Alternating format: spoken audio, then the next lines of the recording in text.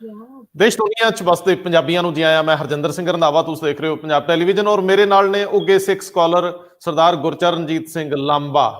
ਇਹ ਸ਼ਹਾਦਤਾਂ ਦਾ ਸਫ਼ਰ ਹੈ। ਗੁਰੂ ਨਾਨਕ ਸਾਹਿਬ ਸਦੀਆਂ ਪਹਿਲਾਂ ਆਖਦੇ ਆ ਕਿ ਜੋ ਤੋਂ ਪ੍ਰੇਮ ਖਿਲਨ ਕਾ ਚਾਓ, ਸਿਰ ਧਰ ਤਲੀ ਗਲੀ ਮੁਰਿਆਓ, ਇਤ ਮਾਰਗ ਪੈਰ ਧਰੀਜੇ, ਸਿਰ ਦੀਜੇ ਕਾਣ ਨਾ ਕੀਜੇ।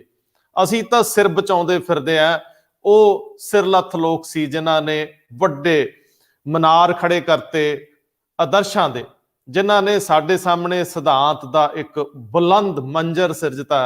ਅੱਜ ਬੌਣੀਆਂ ਜੀਆਂ ਹਸਤੀਆਂ ਨਾਲ ਤੁਰੇ ਫਿਰਦੇ ਆ। ਮੈਨੂੰ ਤਾਂ ਨਾ ਇੰਜ ਕਈ ਵਾਰੀ ਲੱਗਦਾ ਹੈ ਕਿ ਸਾਡੀ ਹੋਂਦ ਹਸਤੀ ਨਿਗੂਣੀ ਹੈ। ਅਸੀਂ ਬਹੁਤ ਛੋਟੇ ਆ। ਅਸੀਂ ਜਿਸ ਪਰੰਪਰਾ ਚੋਂ ਆਉਂਦੇ ਆ ਉਹਦਾ ਸਿਰ, ਉਹਦਾ ਸ਼ਮਲਾ ਬਹੁਤ ਉੱਚਾ ਹੈ। ਇਹ ਦਿਨ ਨੇ, ਇਹ ਪੋਹ ਰਾਤਾਂ ਨੇ, ਇਹ ਠੰਡ ਦਾ ਮੌਸਮ ਹੈ, ਇਹ ਸਰਦ, ਇਹ ਤਕਲੀਫ, ਇਹ ਕਿਵੇਂ ਕੋਈ ਜਰ ਸਕਦਾ ਹੈ, ਕਿਵੇਂ ਕੋਈ ਸੋਚ ਸਕਦਾ। ਠੰਡੇ ਬੁਰਜਾਂ ਦੀ ਕਹਾਣੀ ਹੈ ਇਸ ਕੌਮ ਦੀ। ਦੀਵਾਨੀ ਦੁਨੀਆ ਇਸੇ ਕਰਕੇ ਹੈ ਕਿ ਜਦੋਂ ਮਰਨ ਦੀ ਵਾਰੀ ਆਈ, ਸ਼ਹਾਦਤਾਂ ਦੀ ਵਾਰੀ ਆਈ, ਇੱਕ ਦੂਜੇ ਦੇ ਉੱਤੋਂ ਦੀ ਹੋ ਕੇ ਉਲਰੇ, ਤਾਈਓ ਸਾਡੀਆਂ ਹਸਤੀਆਂ ਢਾਉਣ ਦਾ ਯਤਨ ਹੋਇਆ। ਸਾਡੇ ਮਨਾਰ, ਸਾਡੇ ਅਦਾਰੇ ਖਤਮ ਕਰਨ ਦੇ ਯਤਨ ਹੋਏ। ਸਾਡੀ ਤਾਕਤ ਦੇ ਸਥਾਨਾਂ ਤੇ ਹਮਲੇ ਹੁੰਦੇ ਰਹੇ। ਗੱਲ ਇਹ ਨਹੀਂ ਕਿ ਅਸੀਂ ਕਿੱਥੇ ਖੜੇ ਆ, ਗੱਲ ਇਹ ਆ ਕਿ ਸਾਨੂੰ ਕਿੱਥੇ ਹੋਣਾ ਚਾਹੀਦਾ ਹੈ। ਅੱਜ ਵਹੀਰਾਂ ਘੱਤ ਕੇ ਲੋਕ ਸਰਹੰਦ ਦੀ ਧਰਤੀ ਨੂੰ ਤੁਰੇ ਜਾਂਦੇ ਆ। ਅੱਜ ਲੋਕ ਰਾਤਾਂ ਗੁਜ਼ਾਰਦੇ ਉੱਥੇ। ਅੱਜ ਸ਼ਬਦ ਦਾ ਮੀਂਹ ਵਰਦਾ ਹੈ, ਕਥਾ ਹੁੰਦੀ ਆ, ਅਥਰੂ ਗਿਰਦੇ ਆ, ਹੌਕੇ ਗਲ ਝਟ ਕੇ ਰਹਿੰਦੇ ਆ। ਸਮਝ ਨਹੀਂ ਆਉਂਦੀ ਸਾਡੇ ਜਜ਼ਬਾਤ ਕਿਵੇਂ ਸਲਾਬ ਬਣਦੇ ਆ। ਇਹ ਅੱਖੀਂ ਦੇਖਿਆ ਜਾ ਸਕਦਾ ਹੈ ਮੰਜ਼ਰ ਰਾਵਾਂ 'ਚ ਔਰ ਉਹਨਾਂ ਸਥਾਨਾਂ ਤੇ ਜਿੱਥੇ ਲੋਕ ਆਪ ਮੁਹਾਰੇ ਪੁੱਜਦੇ ਆ। ਇਹ ਕੋਈ ਸਰਕਾਰੀ ਰੈਲੀਆਂ ਨਹੀਂ, ਇਹ ਕੋਈ ਪਾਰਟੀਆਂ ਦੇ ਦ੍ਰਿਸ਼ ਨਹੀਂ। ਇਹ ਦ੍ਰਿਸ਼ ਆ ਉਸ ਗੁਰੂ ਦੇ ਜਿਹਨੇ ਸਾਨੂੰ ਖੜੇ ਕੀਤਾ, ਜਿਸ ਗੁਰੂ ਨੇ ਸਾਨੂੰ ਜੀਣਾ ਸਿਖਾਇਆ। ਹਾਲਾਂਕਿ ਅਸੀਂ ਜੀਣ ਜੋਗੇ ਹੋਏ ਹੀ ਕਦੇ ਨਹੀਂ। ਸਾਡੀਆਂ ਬਹੁਤ ਛੋਟੀਆਂ ਲੋੜਾਂ ਨੇ, ਅਸੀਂ ਬਹੁਤ ਛੇਤੀ ਡਿੱਗ ਪੈਂਦੇ ਆ, ਉਦਾਸੇ ਜਾਂਦੇ ਆ। ਗੁਰਚਰਨਜੀਤ ਸਿੰਘ ਲਾਂਬਾ ਨੇ ਮੇਰੇ ਨਾਲ ਸਾਹਿਬਜ਼ਾਦਿਆਂ ਦਾ ਜ਼ਿਕਰ ਹੋਵੇ, ਗੁਰੂ ਸਾਹਿਬ ਦਾ ਜ਼ਿਕਰ ਹੋਵੇ, ਗੁਰੂ ਤੇਗ ਬਹਾਦਰ ਸਾਹਿਬ ਦੀ ਸ਼ਹਾਦਤ ਦਾ ਜ਼ਿਕਰ ਹੋਵੇ। ਆਖਿਰ ਔਰੰਗਜ਼ੇਬ ਗੁਰੂ ਸਾਹਿਬ ਨਾਲ ਇੰਜ ਕਿਉਂ ਕਰਦਾ ਹੈ? ਫਿਰ ਗੁਰੂ ਸਾਹਿਬ ਦੀ ਸ਼ਹਾਦਤ ਨੂੰ ਰੋਲਣ ਦੇ ਯਤਨ ਵੀ ਹੁੰਦੇ ਆ। ਇਤਿਹਾਸ ਵਿੱਚ ਮੁੜ ਫਿਰਦਿਆਂ ਤੁਸੀਂ ਜਜ਼ਬਾਤ ਨਾਲ, ਅਥਰੂਆਂ ਨਾਲ ਮੁੜ ਆਉਂਦੇ ਹੋ, ਫਿਰ ਪਰਤਦੇ ਹੋ ਕੁਝ ਨਵਾਂ ਜਾਣਨ ਲਈ, ਫਿਰ ਕੁਝ ਨਵਾਂ ਮਿਲਦਾ ਹੈ। ਏਡੇ ਬੁਲੰਦ ਲੋਕ, ਏਡੀਆਂ ਬੁਲੰਦ ਹਸਤੀਆਂ, ਉਹ ਸਮੇਂ, ਉਸ ਸਮੇਂ ਦੀ ਆਪਣੀ ਇੱਕ ਇਬਾਰਤ ਹੈ। ਉਸ ਇਬਾਰਤ ਨੂੰ ਕੋਈ ਵਿਰਲਾ ਹੀ ਸੁਣਾ ਪਾਉਂਦਾ ਹੈ। ਗੁਰਚਰਨਜੀਤ ਸਿੰਘ ਲਾਂਬਾ ਨੂੰ ਜਦੋਂ ਮੈਂ ਨਾਲ ਲੈਣਾ, ਮੈਨੂੰ ਪਤਾ ਹੈ ਕਿ ਇਹਨਾਂ ਕੋਲ ਉਹ ਵਿਜ਼ਨ ਹੈ, ਵੇਖ ਸਕਦੇ ਆ, ਇਸੇ ਕਰਕੇ ਮੈਂ ਨਾਲ ਲੈਣਾ। ਕਈ ਵਾਰੀ ਸਾਡੀਆਂ ਗੱਲਾਂ ਤੁਹਾਨੂੰ ਬੋਰੀਅਤ ਦਿੰਦੀਆਂ ਲੱਗਦੀਆਂ ਹੋਣਗੀਆਂ, ਲੰਬੀਆਂ ਹੋਣਗੀਆਂ, ਪਰ ਨਹੀਂ। ਜਿਨ੍ਹਾਂ ਨੇ ਸਾਲਾਂ ਦੇ ਸਾਲ ਕਿਤਾਬਾਂ ਦੇ ਵਿੱਚ ਦੀ ਇਤਿਹਾਸ ਦੇਖਿਆ ਹੈ, ਉਹਨਾਂ ਲੋਕਾਂ ਦੀ ਆਪਣੀ ਸੋਚ ਬਣ ਜਾਂਦੀ ਹੈ। ਉਹਨਾਂ ਦੇ ਛੋਟੇ ਛੋਟੇ ਸਲੋਗਨ ਮੈਨੂੰ ਲੱਗਦਾ ਹੈ ਕਿ ਇਸ ਕੌਮ ਦੀ ਹਸਤੀ ਨੂੰ ਹੋਰ ਬੁਲੰਦ ਕਰ ਸਕਦੇ ਆ। ਲਾਂਬਾ ਸਾਹਿਬ, ਮੈਨੂੰ ਜ਼ਰੂਰ ਦੱਸਿਓ ਕਿ ਸਰਹੰਦ ਦੀ ਧਰਤੀ ਦੇ ਅੱਜ ਦੇ ਮੰਜ਼ਰ, ਚਮਕੌਰ ਦੀ ਧਰਤੀ ਤੇ ਅੱਜ ਦੇ ਮੰਜ਼ਰ, ਬਾਜਾਂ ਵਾਲੇ ਦੀਆਂ ਉਹ ਚੋਜ਼ਾਂ, ਉਹ ਸ਼ਹਾਦਤਾਂ ਤੇ ਉਹ ਮਰਹਲੇ, ਉਹ ਸਿੱਖਾਂ ਦੇ ਬੁਲੰਦ ਕਿਰਦਾਰ ਤੇ ਸਾਡਾ ਅੱਜ, ਤੇ ਅੱਜ ਉਧਰ ਨੂੰ ਜਾਂਦੀਆਂ ਵਹੀਰਾਂ ਅਜੇ ਵੀ ਸੀਨਾ ਬਸੀਨਾ ਉਹ ਕਹਾਣੀਆਂ ਤੁਰਦੀਆਂ ਨੇ, ਸਾਨੂੰ ਤਾਕਤ ਦਿੰਦੀਆਂ। ਕੋਈ ਦਿੱਲੀ ਨੂੰ ਉੱਠ ਕੇ ਤੁਰ ਪੈਂਦਾ, ਕੋਈ ਮੂੰਹ ਨੇਰੇ ਗੁਰਦੁਆਰੇ ਜਾ ਵੜਦਾ ਹੈ, ਤੇ ਕੋਈ ਉਹ ਫਤਿਹਗੜ੍ਹ ਸਾਹਿਬ ਦੀਆਂ ਰਾਹਾਂ ਤੇ ਤੁਰਿਆ ਜਾਂਦਾ ਮਿਲਦਾ ਹੈ। ਜਰਾ ਚਿਤਵਿਓ, ਚਿਤਰਿਓ, ਉਹ ਸਿਰਜਣ ਕਰਿਓ, ਉਹ ਬਰਤਾਂਤ ਨੂੰ ਮੁੜ ਦੁਹਰਾਇਓ। ਰੰਧਾਵਾ ਸਾਹਿਬ, ਬਹੁਤ ਬਹੁਤ ਧੰਨਵਾਦ ਤੁਹਾਡਾ ਉਸ ਪਾਵਨ ਧਰਤੀ ਨਾਲ ਜੁੜਨ ਦਾ, ਜਿਹੜੀ ਧਰਤੀ ਖੂਨ ਨਾਲ ਰੰਗੀ ਹੋਈ ਹੈ। ਪੂਰੇ ਦਾ ਪੂਰਾ ਪੰਜਾਬ ਵਸਦਾ ਗੁਰਾਂ ਦੇ ਨਾਂ ਤੇ ਪੂਰਨ ਸਿੰਘ ਨੇ ਕਿਹਾ ਸੀ। ਸਾਹਿਬ ਸ੍ਰੀ ਗੁਰੂ ਗੋਬਿੰਦ ਸਿੰਘ ਜੀ ਮਹਾਰਾਜ ਨੇ ਇੱਕ ਗੱਲ ਕਹੀ ਸੀ ਕਿ ਬਾਬੇ ਕੇ ਬਾਬਰ ਕੇ ਦਊ, ਆਪ ਕਰੇ ਪਰਮੇਸ਼ਰ ਸਊ। ਇਹ ਬਾਬੇ ਦੀ ਤੇ ਬਾਬਰ ਦੀ ਜਿਹੜੀ ਗੱਲ ਹੈ, ਇਹ ਨਾਲੋਂ ਨਾਲ ਤੁਰਦੀ ਆਈ ਹੈ। ਜੇਕਰ ਸਾਹਿਬ ਸ੍ਰੀ ਗੁਰੂ ਨਾਨਕ ਦੇਵ ਜੀ ਦੀ ਗੱਲ ਤੁਸੀਂ ਸ਼ੁਰੂ ਕੀਤੀ ਹੈ ਕਿ ਜੋ ਤੋ ਪ੍ਰੇਮ ਖੇਲਣ ਕਾ ਚਾਓ, ਸਿਰ ਤਰ ਤਲੀ ਗਲੀ ਮੇਰੀ ਆਓ, ਇਹ ਪ੍ਰੋਫੈਸਰ ਪੂਰਨ ਸਿੰਘ ਕਹਿੰਦੇ ਕਿ ਮੈਨੂੰ ਬੜੀ ਅਜੀਬ ਗੱਲ ਲੱਗੀ ਕਿ ਨਾਲੇ ਤੇ ਕਹਿੰਦੇ ਪ੍ਰੇਮ ਦੀ ਗੱਲ ਕਰੋ, ਪਿਆਰ ਦੀ ਗੱਲ ਕਰੋ। ਜੇ ਤੁਸੀਂ ਪਿਆਰ ਕਰਨਾ ਤੇ ਸਿਰ ਹਥੇਲੀ ਤੇ ਰੱਖੋ। ਇਹ ਕੈਸੀ ਅਜੀਬ ਗੱਲ ਹੈ। ਜਿਹੜੀ ਗੱਲ ਗੁਰੂ ਅਰਜਨ ਦੇਵ ਜੀ ਕਹਿ ਰਹੇ ਹੈ, ਪਹਿਲਾਂ ਮਰਨ ਕਬੂਲ ਜੀਵਨ ਕੀ ਛਡਾਸ, ਜੇ ਸਿੱਖੀ ਜਾਣਾ ਹੈ ਤੇ ਇਸ ਮਾਰਗ ਤੇ ਆਓ। ਬਾਬਾ ਫਰੀਦ ਕਹਿ ਰਹੇ ਹੈ, ਵਾਟ ਹਮਾਰੀ ਖਰੀ ਉਡੀਣੀ, ਖੰਨਿਓ ਤਿੱਖੀ ਬਹੁਤ ਪੀਣੀ। ਕਬੀਰ ਸਾਹਿਬ ਕਹਿ ਰਹੇ ਹੈਗੇ ਹੈ, ਕਬੀਰ ਜੋ ਤੈ ਸਾਧ ਪ੍ਰਮ ਕੀ ਸੀਸ ਕਾਟ ਕਰ ਗੋਏ, ਖੇਲਤ ਖੇਲਤ ਹਾਲ ਕਰ ਜੋ ਕਿਛ ਹੋਏ ਸੋ ਹੋਏ। ਗੁਰੂ ਤੇਗ ਬਹਾਦਰ ਸਾਹਿਬ ਦੀ ਸ਼ਹਾਦਤ ਇੱਕ ਮੱਧ ਹੈ, ਇਹ ਮੰਜ਼ਲ ਨਹੀਂ ਹੈ, ਇੱਕ ਮੱਧ ਹੈ। ਪ੍ਰੋਫੈਸਰ ਆਪਣੇ ਤੇਜਾ ਸਿੰਘ ਸਾਬਰ ਪੰਥਕ ਕਵੀ ਹੋਏ ਹਨ, ਉਹਨਾਂ ਨੇ ਬਹੁਤ ਸੁੰਦਰ ਇੱਕ ਗੁਲਦਸਤੇ ਦੀ ਸਿਰਜਣਾ ਕੀਤੀ ਹੈ, ਸ਼ਹੀਦੀ ਗੁਲਦਸਤਾ ਉਹ ਸਿਰਜਦੇ ਹਨ। ਉਹ ਕਹਿੰਦੇ ਹਨ, ਸੁਰਗਾਂ ਦੇ ਵਿੱਚ ਬੈਠੀਆਂ ਹੈ ਸਨ ਇੱਕ ਜਗ੍ਹਾ ਸਰਕਾਰਾਂ ਦੋ, ਵੇਖਣ ਵਾਲੇ ਵੇਖ ਰਹੇ ਨੇ, ਬੋਤੇ ਇੱਕ ਨੁਹਾਰਾਂ ਦੋ, ਗੱਲਾਂ ਵਿੱਚੋਂ ਗਾਲੇ ਨਿਕਲੀ, ਗਾਲੇ ਇੱਕ ਵਿਚਾਰਾਂ ਦੋ, ਇੱਕ ਨੇ ਪੰਚਮ ਪਿਤਾ ਪਿਆਰੇ, ਇੱਕ ਉਹਨਾਂ ਦੇ ਪੋਤੇ ਜੋ, ਉਸ ਪੋਤੇ ਨੇ ਪੋਤੇ ਲੈ ਲਏ, ਦੋ ਇੱਧਰ ਤੇ ਇੱਧਰ ਦੋ। ਇਹ ਗੁਰੂ ਅਰਜਨ ਦੇਵ ਜੀ, ਗੁਰੂ ਤੇਗ ਬਹਾਦਰ ਸਾਹਿਬ ਔਰ ਚਾਰ ਸਾਹਿਬਜ਼ਾਦੇ, ਇਹ ਜਿਹੜੀ ਸ਼ਹਾਦਤਾਂ ਦੀ ਲੜੀ ਜਿਹੜੀ ਸ਼ੁਰੂ ਹੋਈ ਹੈ, ਔਰ ਇਹਦੇ ਬਾਅਦ ਇਹ ਮੁੱਕ ਨਹੀਂ ਗਈ। ਇਸ ਦੇ ਬਾਅਦ ਇੱਕ ਝਰਨਾ ਬਣ ਗਿਆ, ਇੱਕ ਮੁਜੱਸਮਾ ਬਣ ਗਿਆ। ਔਰ ਜਿਹੜੀ ਗੱਲ ਸਾਹਿਬ ਸ੍ਰੀ ਗੁਰੂ ਗੋਬਿੰਦ ਸਿੰਘ ਜੀ ਮਹਾਰਾਜ ਨੇ ਕਹੀ ਸੀ ਕਿ ਬਾਬੇ ਕੇ ਬਾਬਰ ਕੇ ਦੋ, ਆਪ ਕਰੇ ਪਰਮੇਸ਼ਰ ਸੋ, ਇਹ ਨਾਲੋਂ ਨਾਲ ਤੁਰਦੀਆਂ ਰਹਿਣੀਆਂ, ਤੁਰਦੀਆਂ ਆ ਰਹੀਆਂ। ਅੱਜ ਵੀ ਪਤਾ ਨਹੀਂ ਲੱਗਦਾ ਫਤਿਹਗੜ੍ਹ ਸਾਹਿਬ ਤੇ ਦਿੱਲੀ ਦਾ ਬਾਰਡਰ ਦੋਨਾਂ 'ਚ ਫਰਕ ਕੀ ਹੈ। ਉਹ ਜਜ਼ਬਾ, ਉਹ ਜਿਹੜੀ ਉਹ ਸੋਚ, ਉਹ ਜਿਹੜੇ ਜੈਕਾਰੇ, ਨਾਰੇ, ਉਹ ਜਿਹੜਾ ਸਾਰਾ ਕੁਝ ਹੈਗਾ, ਇਹ ਲੱਗਦਾ ਕਿ ਉਹ ਸਾਰੀ ਵਿੱਥ ਜਿਹੜੀ ਹੈ ਮਿਟ ਗਈ ਹੈ। ਔਰ ਉਹ ਪੂਰੇ ਦਾ ਪੂਰਾ ਮੰਜ਼ਰ, ਉਹ ਪੂਰੇ ਦਾ ਪੂਰਾ ਸਮਾਂ ਜਿਹੜਾ ਹੈਗਾ, ਉਹ ਉਸ ਪਾਸੇ ਵੱਲ ਤੁਰ ਰਿਹਾ। ਸਾਹਿਬ ਸ੍ਰੀ ਗੁਰੂ ਤੇਗ ਬਹਾਦਰ ਸਾਹਿਬ ਦੀ ਸ਼ਹਾਦਤ ਜੇਕਰ ਦੇਖਿਆ ਜਾਏ, ਗੁਰੂ ਗੋਬਿੰਦ ਸਿੰਘ ਸਾਹਿਬ ਨੂੰ ਵੀ ਕਿਹਾ ਸੀਗਾ, ਉਹਨਾਂ ਨੂੰ ਕਿਹਾ ਸੀਗਾ ਮਾਝੇ ਦੀ ਸੰਗਤ ਨੇ, ਮਾਝੇ ਦੀ ਪੰਚਾਇਤ ਨੇ, ਅਸੀਂ ਤੁਹਾਡੇ ਨਾਲ ਸਮਝੌਤਾ ਕਰਾ ਦਿੰਨੇ ਹਾਂ ਹਕੂਮਤ ਦਾ। ਹਕੂਮਤਾਂ ਕਰਦੀਆਂ, ਹਕੂਮਤਾਂ ਨੇ ਇਸ ਤਰ੍ਹਾਂ ਕਰਦੀਆਂ, ਅਸੀਂ ਸਿੱਖੀ ਦਾ ਪ੍ਰਚਾਰ ਕਰੀਏ, ਅਸੀਂ ਸਿੱਖੀ ਦੀ ਗੱਲ ਕਰੀਏ, ਸਾਨੂੰ ਕੀ ਲੋੜ ਹੈ ਹਕੂਮਤਾਂ ਦੇ ਨਾਲ ਇਸ ਤਰੀਕੇ ਨਾਲ ਰੋਜ਼ ਦਿਨ ਆਡਾ ਲਾਣ ਦੀ, ਅਸੀਂ ਤੁਹਾਡਾ ਸਮਝੌਤਾ ਕਰਾ ਦਿੰਨੇ ਹਾਂ। ਸਾਹਿਬ ਸ੍ਰੀ ਗੁਰੂ ਗੋਬਿੰਦ ਸਿੰਘ ਜੀ ਮਹਾਰਾਜ ਨੇ ਕਿਹਾ ਸੀ, ਤੁਸੀਂ ਸਿੱਖ ਹੋ ਕਿ ਗੁਰੂ ਹੋ, ਤੁਸੀਂ ਸਿੱਖਣ ਆਏ ਹੋ ਕਿ ਸਿਖਾਣ ਆਏ ਹੋ। ਤੁਸੀਂ ਕਹਿੰਦੇ ਹੋ ਕਿ ਇਹ ਤੇਗ ਫੜੀ ਹੈ ਤਾਂ ਕਰਕੇ ਇਹ ਜਿਹੜਾ ਹਕੂਮਤ ਦੇ ਨਾਲ ਹੋਇਆ, ਤੁਸੀਂ ਇਹ ਦੱਸੋ ਗੁਰੂ ਨਾਨਕ ਦੇਵ ਜੀ ਮਹਾਰਾਜ ਨੇ ਕੀ ਕੀਤਾ ਸੀ? ਉਹਨਾਂ ਨੇ ਕਿਹੜਾ ਗੱਲ ਕੀਤੀ ਸੀ ਕਿ ਉਹਨਾਂ ਨੂੰ ਚੱਕੀ ਪੀਸਣੀ ਪਈ? ਗੁਰੂ ਅਰਜਨ ਦੇਵ ਜੀ ਨੇ ਕੀ ਕਿਹਾ ਸੀ? ਉਹਨਾਂ ਨੇ ਤੇ ਇਹੀ ਕਿਹਾ ਨਾ ਕਿ ਬਿਸਰ ਗਈ ਸਭ ਤਾਤ ਭਰਾਈ। ਉਹਨਾਂ ਨੇ ਕਿਹਾ ਸਾਹਿਬਜ਼ਾਦਿਆਂ ਨੇ ਕੀ ਕਸੂਰ ਕੀਤਾ ਸੀ? ਗੁਰੂ ਤੇਗ ਬਹਾਦਰ ਜੀ ਨੇ ਕੀ ਕੀਤਾ ਸੀ? ਸੋ ਇਹ ਜਿਹੜੀ ਗੱਲ ਹੈਗੀ ਹੈ, ਅਸਲ ਵਿੱਚ ਹਕੂਮਤਾਂ ਦੇ ਆਪਣੇ ਏਜੰਡੇ ਹੁੰਦੇ ਆ। ਔਰੰਗਜ਼ੇਬ ਦਾ ਇੱਕ ਏਜੰਡਾ ਸੀ, ਔਰੰਗਜ਼ੇਬ ਦਾ ਇੱਕ ਬੜਾ ਵੱਡਾ ਏਜੰਡਾ ਸੀ, ਔਰ ਉਹ ਜਿਸ ਦੇ ਕਰਕੇ ਉਸਨੇ ਗੁਰੂ ਤੇਗ ਬਹਾਦਰ ਜੀ ਦੀ ਸ਼ਹਾਦਤ ਕੀਤੀ। ਉਹ ਏਜੰਡਾ ਕੀ ਸੀਗਾ? ਔਰੰਗਜ਼ੇਬ ਦਾ ਏਜੰਡਾ ਜ਼ਾਹਿਰਾ ਤੌਰ ਤੇ, ਐਲਾਨੀਆ ਤੌਰ ਤੇ, ਉਹ ਸਾਰੇ ਦੇਸ਼ ਵਿੱਚ ਰਾਸ਼ਟਰੀ ਏਕਤਾ ਕਾਇਮ ਕਰਨਾ ਚਾਹੁੰਦਾ ਸੀ। ਇੱਕ ਰਾਸ਼ਟਰ ਹੋਏਗਾ, ਇੱਕ ਧਰਮ ਹੋਏਗਾ, ਉਹ ਰਾਸ਼ਟਰੀ ਏਕਤਾ, ਸਭ ਦਾ ਪਹਿਰਾਵਾ ਇੱਕ ਹੋਏਗਾ, ਸਭ ਦਾ ਇਸ਼ਟ ਇੱਕ ਹੋਏਗਾ, ਸਭ ਦਾ ਆਸ਼ਾ ਇਸ਼ਟ ਉਪਾਸਨਾ ਇੱਕ ਹੋਏਗੀ। ਸਾਹਿਬ ਸ੍ਰੀ ਗੁਰੂ ਤੇਗ ਬਹਾਦਰ ਸਾਹਿਬ ਨੂੰ, ਗੁਰੂ ਘਰ ਨੂੰ ਇਹ ਮਨਜ਼ੂਰ ਨਹੀਂ ਸੀਗਾ। ਹਜ਼ੂਰ ਨੇ ਤਾਂ ਇਹ ਕਿਹਾ, ਹਿੰਦੂ ਤੁਰਕ ਕੋ ਰਾਫਜ਼ੀ ਇਮਾਮ ਸਾਫੀ ਮਾਨਸ ਕੀ ਜਾਤ ਸਭ ਹੈ ਏਕੇ ਪਹਿਚਾਨਬੋ। ਇਹ ਬੜਾ ਵੱਡਾ ਚੈਲੰਜ ਸੀ। ਔਰ ਇਸ ਦੇ ਲਈ ਜਿਹੜੀ ਸ਼ਹਾਦਤ ਹੋਈ ਹੈ, ਔਰ ਉਹ ਆਪਣੇ ਲਈ ਨਹੀਂ ਹੋਈ।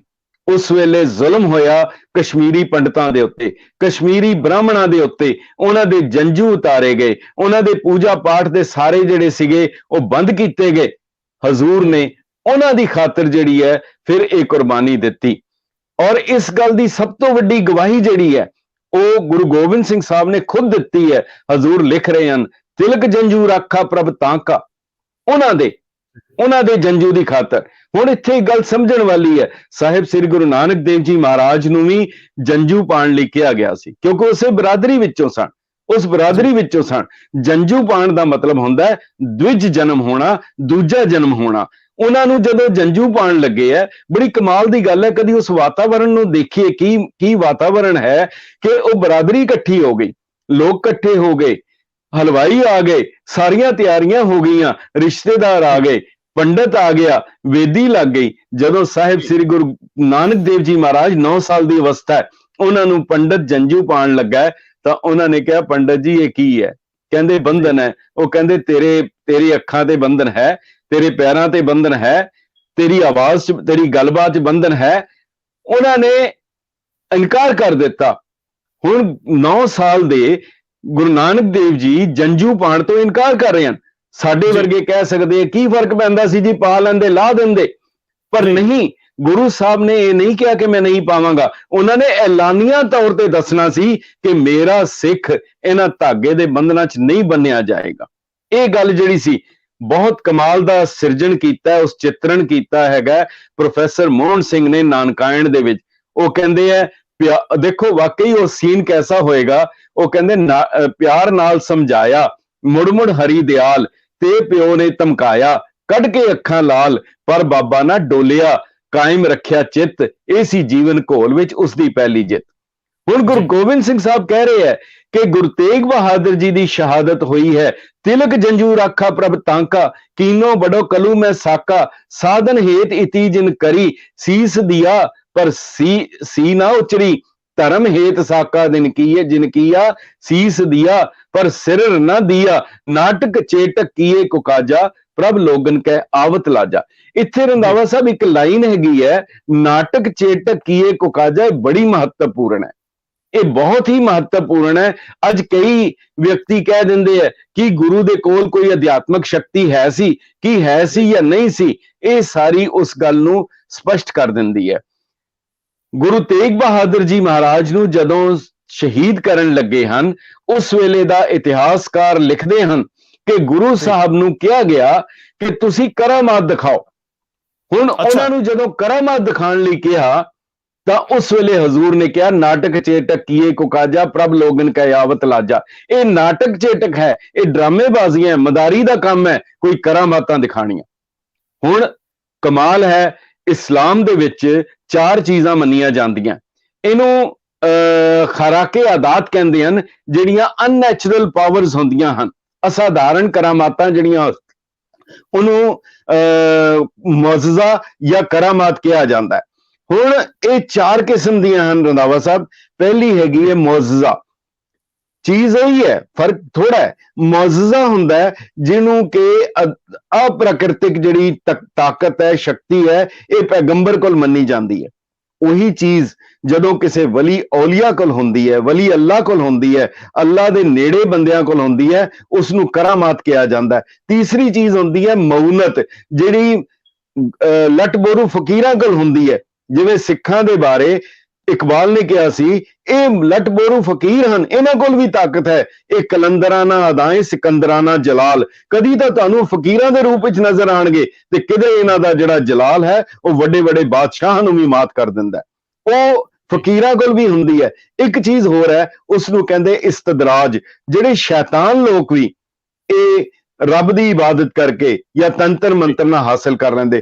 ਹੁਣ ਬੜੀ ਕਮਾਲ ਦੀ ਗੱਲ ਹੈ, ਗੁਰੂ ਤੇਗ ਬਹਾਦਰ ਸਾਹਿਬ ਨੂੰ ਕਿਹਾ ਗਿਆ ਤੁਸੀਂ ਕਰਾਮਾਤ ਦਿਖਾਓ, ਹਜ਼ੂਰ ਨੇ ਨਾ ਕਰ ਦਿੱਤੀ। ਉਹਨਾਂ ਨੇ ਕਿਹਾ ਠੀਕ ਹੈ, ਤੁਸੀਂ, ਉਹਨਾਂ ਨੂੰ ਸ਼ੱਕ ਸੀ, ਕਹਿੰਦੇ ਕਿ ਤੁਸੀਂ ਇਨਕਾਰ ਕਰ ਦਿਓ ਕਿ ਤੁਹਾਡੇ ਕੋਲ ਤਾਕਤ ਨਹੀਂ ਹੈ। ਹਜ਼ੂਰ ਨੇ ਇਨਕਾਰ ਕਰ ਦਿੱਤਾ ਇਹ ਕਹਿਣ ਤੋਂ ਕਿ ਮੇਰੇ ਕੋਲ ਇਹ ਤਾਕਤ ਨਹੀਂ ਹੈ।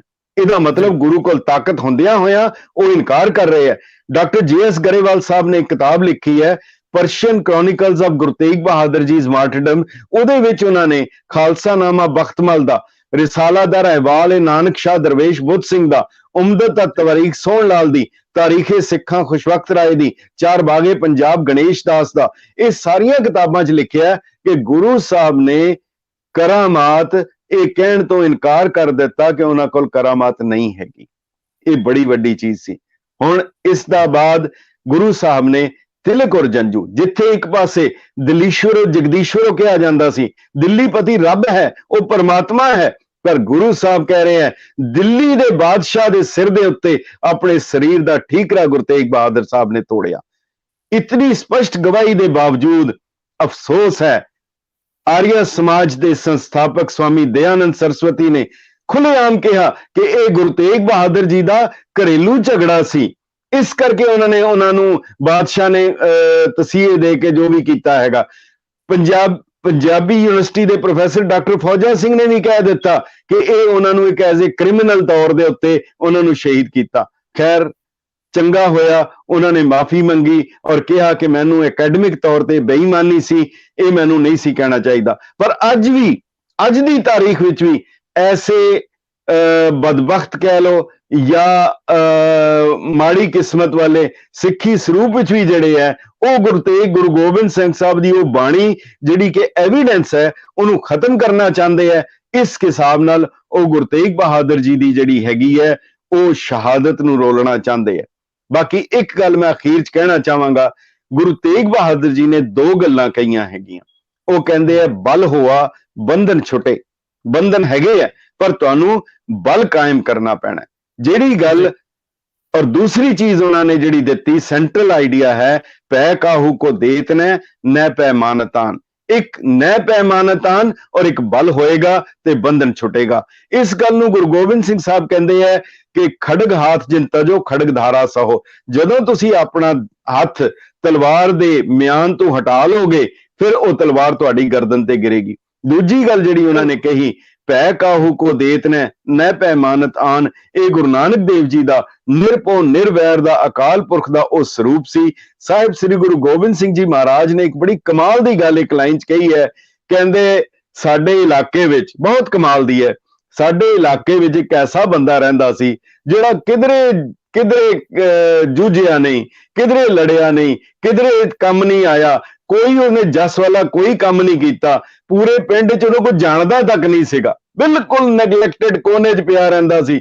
ਗੁਰੂ ਸਾਹਿਬ ਕਹਿੰਦੇ ਆ ਮੈਂ ਹੈਰਾਨ ਆ ਕਿ ਜਮਦੂਤ ਨੂੰ ਉਹਦਾ ਪਤਾ ਵੀ ਕਿਹਨੇ ਦੱਸ ਦਿੱਤਾ। ਜਿਹੜੀ ਗੱਲ ਗੁਰੂ ਸਾਹਿਬ ਕਹਿੰਦੇ ਕਹਾਂ ਜਹ ਭਾਜਰੇ। ਸੋ ਇਹ ਜਿਹੜੀ ਜ਼ਿੰਦਗੀ ਔਰ ਮੌਤ ਜਿਹੜੀ ਹੈ, ਇਸ ਕਰਕੇ ਹਜ਼ੂਰ ਨੇ ਇਹ ਕਿਹਾ ਕਿ ਜੇ ਜੀਵੇ ਪਤ ਲੱਥੀ ਜਾਏ ਸਭ ਹਰਾਮ ਜੇਤਾ ਕਿਛ ਖਾਏ। ਇਹ ਗੁਰੂ ਤੇਗ ਬਹਾਦਰ ਸਾਹਿਬ ਦੀ ਸ਼ਹਾਦਤ ਦਾ ਕੇਂਦਰੀ ਬਿੰਦੂ ਔਰ ਉਹਨਾਂ ਦਾ ਜਿਹੜਾ ਹੈ ਸੀ। ਪਰ ਇਸ ਦੇ ਬਾਅਦ ਉਹਨਾਂ ਦੀ ਸ਼ਹਾਦਤ ਦੇ ਬਾਅਦ ਗੁਰੂ ਗੋਬਿੰਦ ਸਿੰਘ ਸਾਹਿਬ ਨੇ ਫਿਰ ਪੂਰੀ ਗਰਜਨਾ ਦੇ ਨਾਲ ਕਿਹਾ, ਸ੍ਰੀ ਗੋਬਿੰਦ ਸੁਣਕਰ ਐਸੇ ਗਰਜਤ ਬੋਲੇ ਜਲਦਰ ਜੈਸੇ, ਜਿਵੇਂ ਬੱਦਲ ਗੜਗਦੇ ਹੈ। ਉਹਨਾਂ ਨੇ ਕਿਹਾ ਇਸ ਬਿਦ ਕੋ ਅਬ ਪੰਥ ਬਣਾਵੋ, ਸਗਲ ਜਗਤ ਮੈਂ ਬਹੁ ਬਿਦ ਤਾਵੋ, लाखों जग के नार एक थाएं, तिन में मिले एक सिख जाए, सब में पृथक पछानियों परे, रले न कब हूं कैसों करे। ऐसा सिख बनावांगा जिधरे कदी भी किधरे रलेगा नहीं। गुरु अर्जन देव जी की शहादत ने अकाल तख्त दिता, ढाडी दिते। गुरु तेग बहादुर साहब की शहादत ने उन्होंने कौम नूं खालसा पंथ दिता और कवि दरबार दिते। ਇਹ ਉਹਨਾਂ ਦੀ ਸ਼ਹਾਦਤ ਦੀ ਜਿਹੜੀ ਸਭ ਤੋਂ ਵੱਡੀ ਚੀਜ਼ ਸੀ ਔਰ ਇਹ ਸ਼ਹਾਦਤ ਅਦੁੱਤੀ ਹੈ। ਐਸੀ ਕੋਈ ਸ਼ਹਾਦਤ ਨਹੀਂ ਜਿਸ ਨੂੰ ਗੁਰੂ ਗੋਬਿੰਦ ਸਿੰਘ ਸਾਹਿਬ ਨੇ ਵੀ ਕਿਹਾ ਕਰੀ ਨਾ ਕਿਨਹੂ ਆਨ, ਤੇਗ ਬਹਾਦਰ ਸੀ ਕਿਰਿਆ ਕਰੀ ਨਾ ਕਿਨਹੂ ਆਨ। ਮਾਸਟਰ ਤਾਰਾ ਸਿੰਘ ਜੀ ਨੇ ਬਹੁਤ ਸੋਹਣਾ ਲਿਖਿਆ, ਧੰਨ ਭਾਗਨ ਉਸਦੇ ਜਿਹਨੂੰ ਕਿਸੇ ਦੂਜੇ ਦੀ ਸੇਵਾ ਕਰਨ ਦਾ ਮੌਕਾ ਮਿਲੇ। ਉਸ ਤੋਂ ਵੱਡੇ ਭਾਗਨ ਉਹਨੇ ਉਸਦੇ ਜਿਸਨੂੰ ਕਿਸੇ ਦੀ ਜਿਹਨੂੰ ਧਰਮ ਦੀ ਸੇਵਾ ਕਰਨ ਦਾ ਮੌਕਾ ਮਿਲੇ। ਉਸ ਤੋਂ ਵੀ ਵੱਡੇ ਭਾਗਨ ਜਿਹਨੂੰ ਕਿਸੇ ਦੂਜੇ ਦੇ ਧਰਮ ਦੀ ਸੇਵਾ ਕਰਨ ਦਾ ਮੌਕਾ ਮਿਲੇ। ਔਰ ਉਸ ਬਹੁਤ ਵੱਡੇ ਭਾਗਨ ਉਹਦੇ ਜਿਹਨੂੰ ਧਰਮ ਦੀ ਖਾਤਰ ਸ਼ਹਾਦਤ ਦਾ ਮੌਕਾ ਮਿਲੇ।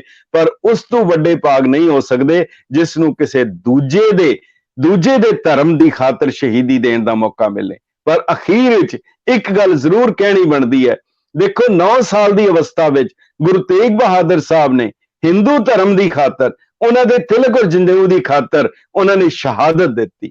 ਕਿਤਨਾ ਵੱਡਾ ਬਲੀਦਾਨ ਦਿੱਤਾ। ਪਰ 11 ਸਾਲ ਬਾਅਦ, ਉਸ ਤੋਂ ਠੀਕ 11 ਸਾਲ ਬਾਅਦ ਪਹਾੜੀ ਹਿੰਦੂ ਰਾਜਿਆਂ ਨੇ ਮੁਗਲਾਂ ਨਾਲ ਮਿਲ ਕੇ 19-20 ਸਾਲ ਦੇ ਗੁਰੂ ਗੋਬਿੰਦ ਸਿੰਘ ਸਾਹਿਬ ਦੇ ਉੱਤੇ ਹਮਲਾ ਕੀਤਾ ਹੈਗਾ। ਭੰਗਾਣੀ ਦਾ ਯੁੱਧ ਹੁੰਦਾ ਹੈ, ਮਗਰ ਗੁਰੂ ਸਾਹਿਬ ਦੇ ਮਨ ਵਿੱਚ ਫਿਰ ਵੀ ਕੋਈ ਰੋਸ ਨਹੀਂ ਹੈ। ਫਿਰ ਵੀ ਜਦੋਂ ਇੱਕ ਪੰਡਤ ਦੀ ਲੜਕੀ ਚੁੱਕ ਕੇ ਲੈ ਜਾਂਦੇ ਆ ਮੁਗਲ, ਤਾਂ ਇਤਿਹਾਸ ਵਿੱਚ ਸਪਸ਼ਟ ਅੰਕਿਤ ਹੈ ਗੁਰੂ ਸਾਹਿਬ ਖੁਦ ਨਹੀਂ ਬਲਕਿ ਸਿੱਖਾਂ ਨੂੰ ਨਹੀਂ ਭੇਜਦੇ, ਉਹ ਸਾਹਿਬਜ਼ਾਦਾ ਅਜੀਤ ਸਿੰਘ ਜੀ ਨੂੰ ਭੇਜਦੇ ਆ ਕਿ ਉਸ ਨੂੰ ਛੁਡਾ ਕੇ ਲਿਆਓ। ਇਹ ਹੈ ਗੁਰੂ ਦਾ ਜਿਹੜਾ ਫਰਜ਼, ਗੁਰੂ ਦਾ ਕਾਰਨ, ਉਹਨਾਂ ਦੀ ਸ਼ਹਾਦਤ ਦਾ ਕਾਰਨ ਕਿ ਧਰਮ ਦੀ ਖਾਤਰ ਜਿਹੜੀ ਹੈ ਉਹ ਸ਼ਹਾਦਤ ਦੇ ਦੇਣੀ। ਮਲੇਰਕੋਟਲੇ ਦੇ ਨਵਾਬ ਨੇ ਉਸ ਵੇਲੇ ਜਿਹੜਾ ਨਾਹਾ ਦਾ ਨਾਰਾ ਮਾਰਿਆ ਸੀ, ਹੋਰ ਜਿਹੜੀਆਂ ਸਾਰੀਆਂ ਉਹ ਸਾਰੀ ਵਾਰਦਾਤ ਜਿਹੜੀ ਹੈ ਫਿਰ ਉਹ ਸਾਹਿਬਜ਼ਾਦਿਆਂ ਦੇ ਨਾਲ ਜੁੜਦੀ ਹੈ। ਪਰ ਵਾਕਈ ਇਹ ਦਿਨ ਮਨਾਉਣਾ ਚਾਹੀਦਾ ਹੈ ਸਾਰੇ ਹਿੰਦੁਸਤਾਨ ਨੂੰ, ਔਰ ਉਹ ਦਿਨ ਵੀ ਮਨਾਉਣਾ ਚਾਹੀਦਾ ਅਕਿਰਤ ਘਣਤਾ ਦਾ ਜਦੋਂ ਗੁਰੂ ਗੋਬਿੰਦ ਸਿੰਘ ਜੀ ਦੇ ਉੱਤੇ ਇੱਥੋਂ ਦੇ ਭਾਰਤੀਆਂ ਨੇ ਹਮਲਾ ਕੀਤਾ। ਇਹ ਦੋਨੋਂ ਗੱਲਾਂ ਜਿਹੜੀ ਗੱਲ ਕਹਿੰਦੇ ਆ ਬਾਬੇ ਕੇ ਬਾਬਰ ਕੇ ਦਊ ਆਪ ਕਰੇ ਪਰਮੇਸ਼ਰ ਸੋ। ਜੀ ਲਾਂਬਾ ਸਾਹਿਬ, ਤੁਸੀਂ ਗੁਰੂ ਤੇਗ ਬਹਾਦਰ ਸਾਹਿਬ ਦਾ ਜਿਹੜਾ ਉਹ ਬਿਰਤਾਂਤ ਹੈ, ਉਹ ਘਟਨਾਕ੍ਰਮ ਹੈ, ਉਹਨੂੰ ਮੁੜ ਕੇ ਸੰਜੀਵ ਕੀਤਾ ਹੈ। ਲੇਕਿਨ ਮੈਂ ਹੁਣ ਇਸ ਤੋਂ ਅਗਲੇ ਮਰਹਲੇ 'ਚ ਜਾਣਾ ਚਾਹੂੰਗਾ। ਗੁਰੂ ਸਾਹਿਬ ਦੀ ਸ਼ਹਾਦਤ ਤੋਂ ਬਾਅਦ ਇੱਕ ਨਵਾਂ ਦੌਰ ਸਿਰਜਿਆ ਜਾਂਦਾ ਹੈ। ਗੁਰੂ ਗੋਬਿੰਦ ਸਿੰਘ ਮਹਾਰਾਜ ਅੱਗੇ ਆ ਜਾਂਦੇ ਆ, ਫਿਰ ਉਹਨਾਂ ਦੇ ਪੁੱਤਰਾਂ ਦੇ ਸੀਸ ਜਿਹੜੇ ਆ ਉਹ ਕੌਮ ਲਈ ਹੁੰਦੇ ਆ, ਭੇਟ ਹੁੰਦੇ ਆ। ਇੱਕ ਨਵਾਂ ਆਦਰਸ਼ ਸਿਰਜਿਆ ਜਾਂਦਾ, ਸਾਡੇ ਮੂਹਰੇ ਕੁਝ ਨਵੇਂ ਰਸਤੇ ਬਣਦੇ ਆ। ਇਹ ਇਤਿਹਾਸ ਦੇ ਵਿੱਚ ਸ਼ਾਇਦ ਕੋਈ ਦੂਜੀ ਮਿਸਾਲ ਨਹੀਂ ਕਿ ਇੱਕ ਬਾਦਸ਼ਾਹ ਜਿਹੜਾ ਸੰਤ ਸੀ, ਦਰਵੇਸ਼ ਸੀ, ਜਿਹੜਾ ਜਰਨੈਲ ਵੀ ਸੀ, ਲੇਕਿਨ ਉਹ ਇੱਕ ਉਦਾਹਰਨ ਸਿਰਜ ਰਿਹਾ ਸੀ ਕਾਇਨਾਤ ਦੇ ਵਿੱਚ, ਆਪਾ ਮਾਰ ਕੇ ਆਪਣੇ ਆਪ ਨੂੰ ਪੇਸ਼ ਕਰਕੇ, ਆਪਣੇ ਪਰਿਵਾਰ ਨੂੰ ਪੇਸ਼ ਕਰਕੇ ਇੱਕ ਨਵੀਂ ਜੀਵਨ ਧਾਰਾ, ਇੱਕ ਨਵਾਂ ਰੰਗ ਇਸ ਦੁਨੀਆ ਦੇ ਵਿੱਚ, ਇੱਕ ਨਵੀਂ ਸੋਚ ਦਾ ਪ੍ਰਵਾਹ। ਸੋ ਮੈਂ ਚਾਹੂੰਗਾ ਕਿ ਉਹ ਪੜਾਅ ਦਰ ਪੜਾਅ, ਛੋਟੀਆਂ ਛੋਟੀਆਂ ਚੀਜ਼ਾਂ ਜ਼ਰਾ ਤੇਜ਼ੀ ਨਾਲ, ਕਿਉਂਕਿ ਸਮੇਂ ਦੀ ਲੋਕਾਂ ਕੋਲ ਬੜੀ ਅੱਜ ਕਿੱਲਤ ਹੈ, ਕੰਪੈਰੀਜ਼ਨ ਦੇਖਣ ਲਈ ਬਹੁਤ ਕੰਟੈਂਟ ਆ, ਬਹੁਤ ਲੋਕ ਜਿਹੜੇ ਆ ਉਹ ਇਸ ਤਰ੍ਹਾਂ ਦੇ ਸੀਰੀਅਸ ਕੰਟੈਂਟ ਤੋਂ ਦੂਰ ਚਲੇ ਜਾਂਦੇ ਆ। ਲੇਕਿਨ ਸਾਡੇ ਨਾਲ ਜੁੜੇ ਦੋਸਤਾਂ ਦੀ ਫਹਿਰਿਸਤ ਬੜੀ ਲੰਬੀ ਆ, ਜਿਹੜੇ ਸੰਜੀਦਾ ਸੰਵਾਦ ਦੇ ਵਿੱਚ ਰਹਿੰਦੇ ਆ।